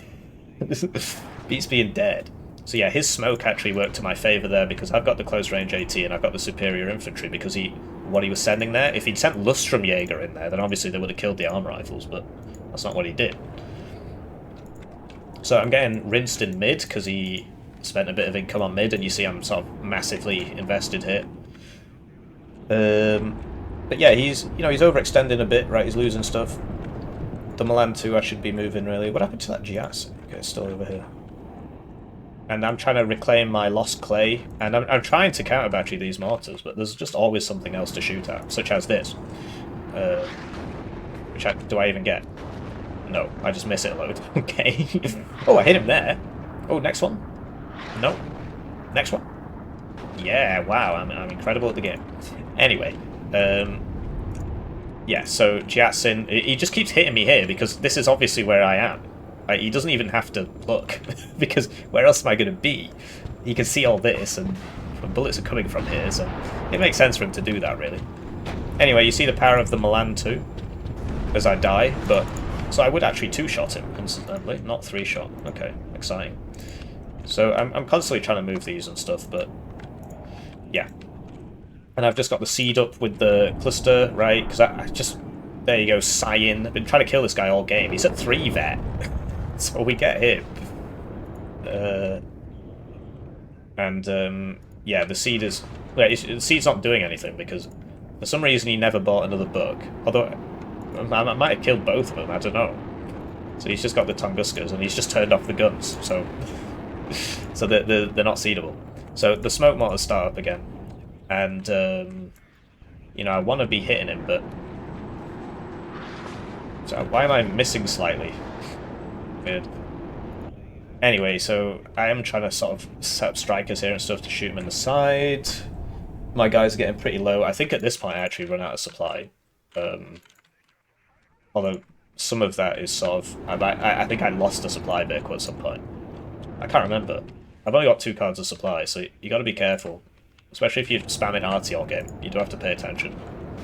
Make sure you don't run out of supply for your frontline units. So that gets side shot by Milan too. Tornado F3 would be... Oh, so there's that second book. Tornado F3 is obviously going to beat a MiG-21 bis. My seed just ran out of fuel, so we do die there. So it's probably not worth it for me. Lose a Tornado for a MiG-21. Anyway, so now I'm trying to counter battery these smoke bombs, but I'm very far away. He thinks I'm going on the Jiatsin, incidentally, but I'm too far away, really. Like, these are literally on the other side of the map, so I am missing a lot. I only have to hit him once. Oh, okay. I have to hit him a bit more dead on than that. So, you know, we've expanded the range of our ATGMs, because I know he's smoking here, so I've started putting them to the side, and I've got the Hell Arm here and stuff. That MCT thing, it's kind of hard to keep alive, because it's only got 2 armor, and it's not got the stealth that the Striker does, but it's cheaper, so... So we do get one of the smoke mortars with that howitzer round, and now I'm going on the Tunguska, apparently. But yeah, and now we're pushing back in here. So you see, it is possible to beat this div. On that 2 lakes game, I played very badly. And I'll show you this guy's rank. Like, I'm pretty sure this guy only plays 6Y.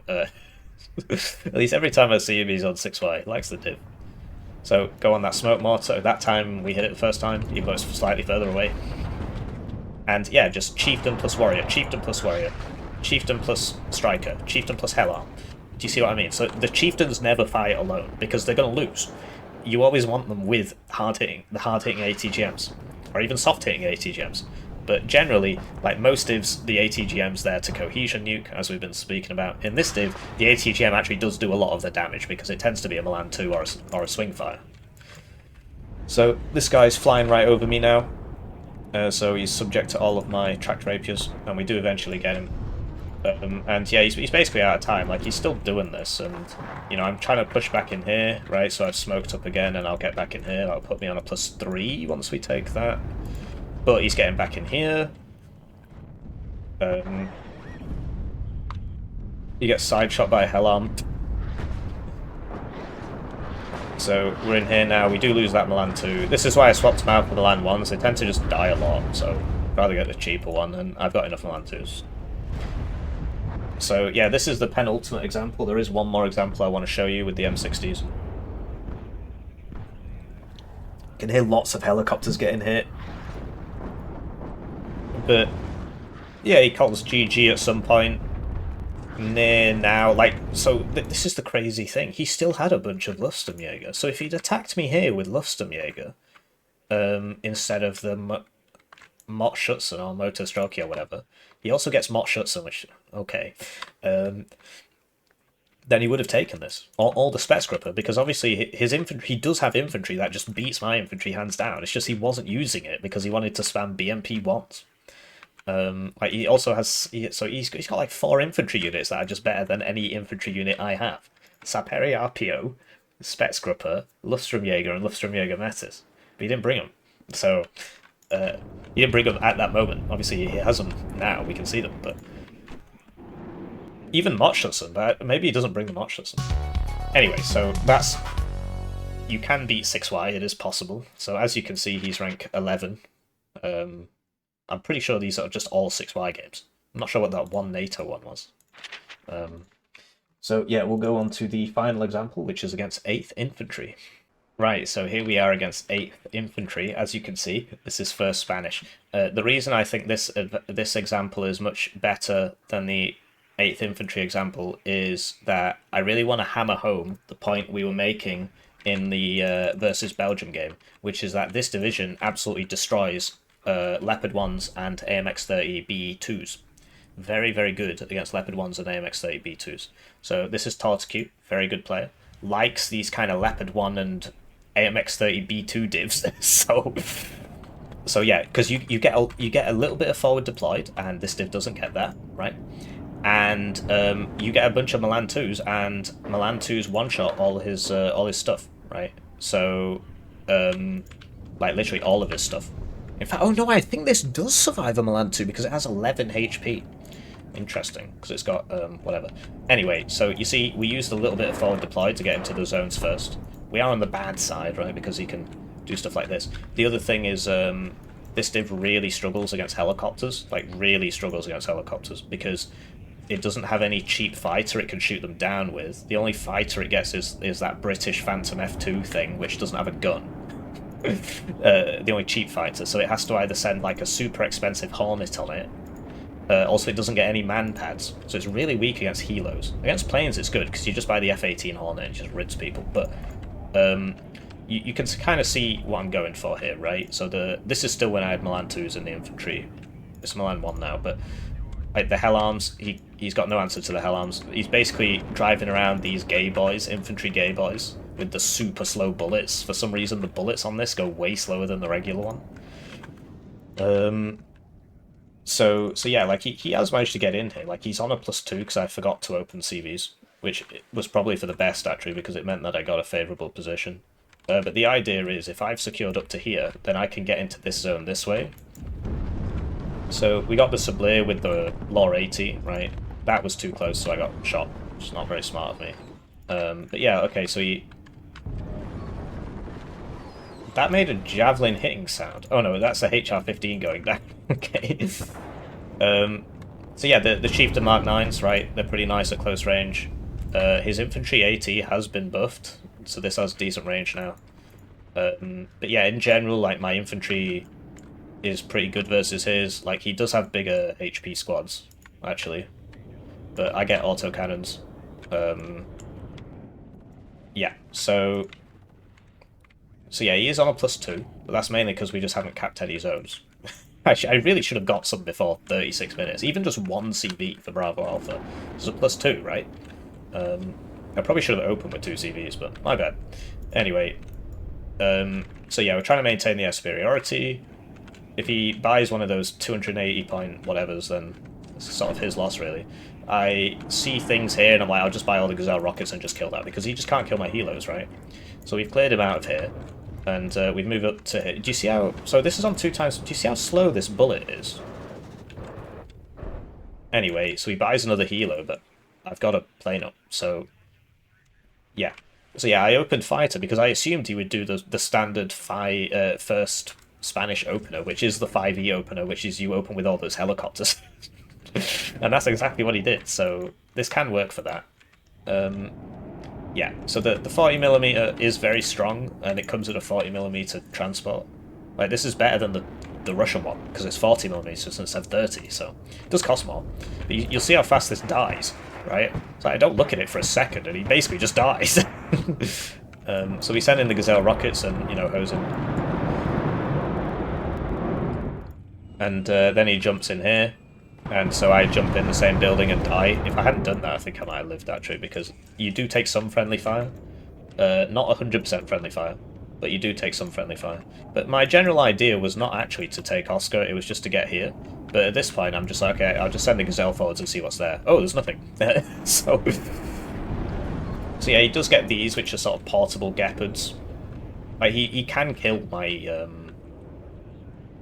You know, he has things that kill helicopters. But another reason I wanted to show this game off is the power of... Because I've talked about sending strikers around. I've talked about sending Rover Milans around. But the Warrior Applique actually is really fast. Which is crazy, because the tanks are really slow. And the APCs are really slow. And the tanks are really, really slow. But the Warrior is fast. So, yeah, so you can just send those around the side and kill stuff. I mean, it's 65 points, right? Usually you want it on the front line, but you can send it around the side in a pinch if it's there. There's no striker there, right? Costs the same, but you've got to buy the infantry. And so we're getting in here, right? Speed it up a bit. Over here he is beating me. He's got force majority here. So the AVRE is good against these kind of smaller teams, right? And I could have smoked with this. He gets my javelin there with the sublet. So these are really nice against infantry, because unlike you, who have 0 HMGs, he's got 2. Gee whiz. And he's way faster than you. But sooner or later, he's going to run into your chieftain, and your chieftain should just win. Because, actually, would it? Might not, actually. Because it fires so slowly. It's very important, actually. But anyway, so the warrior pleak and the AVRE go down. The warrior pleak gets shot by the Jeanettes. And, yeah, so he is in here, because... You know, this is where all his guys are. He's not really got anybody else anywhere else. I did try attacking here because I figured, oh, you must have lots of guys here. I ended up just losing a load of people, which I didn't have to lose, really, so my bad. Strikers for flanking fire, right? Super useful. He's taken this, which is very good for him because he can see my striker, but he misses. And so if that was a Milan 2, how much HP does it have? 2 left. Okay, so because this has 11 HP. A Milan 2 will not one-shot it with 10 armor. But a Centurion with 10 armor and not 11 HP. And 10 HP, right. That would go down. Anyway, you see the power of the Milan 2s against most of his tanks, just not the Sublit.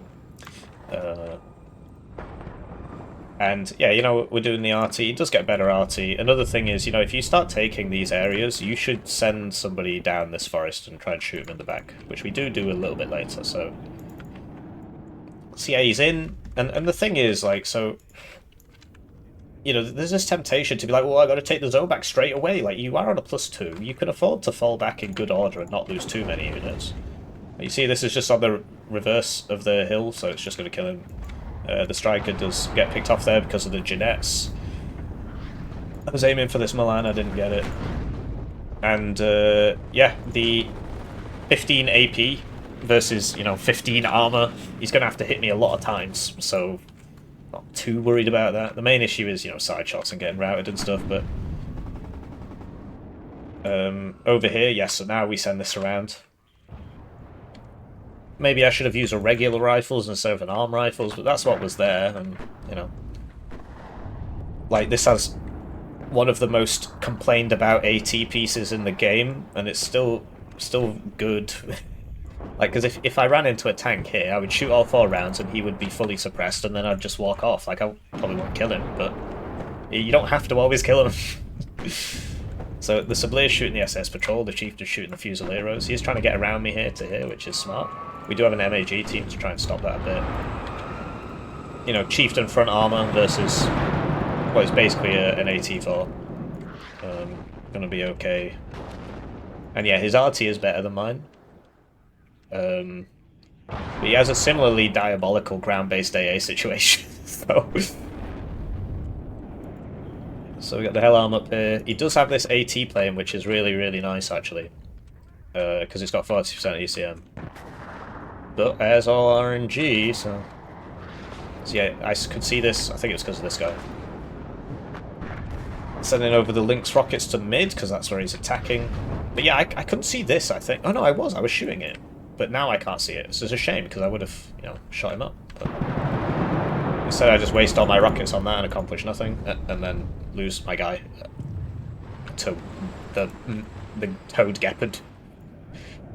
So, you see we're hiding behind the vehicles, right? Sorry, hiding behind the buildings, because the 40mm will kill me in the open. I didn't know about the Jeanettes. The AVRE I sort of mong out. But I've taken this back, so now he's switching it up here, right? Because he's... Now I've put a load of guys here, he should attack in the middle. But we've just killed so many of his people that, you know, that's given us a huge advantage. I get double toe 2'd there, which is very sad. Probably should have smoked or something. Like that, wow, incredible. The FV432s, they are cheap, but you kind of want to not put them in harm's way unless, you know, there's a specific purpose, like putting it with a chieftain so that it can take the hit. That sort of thing.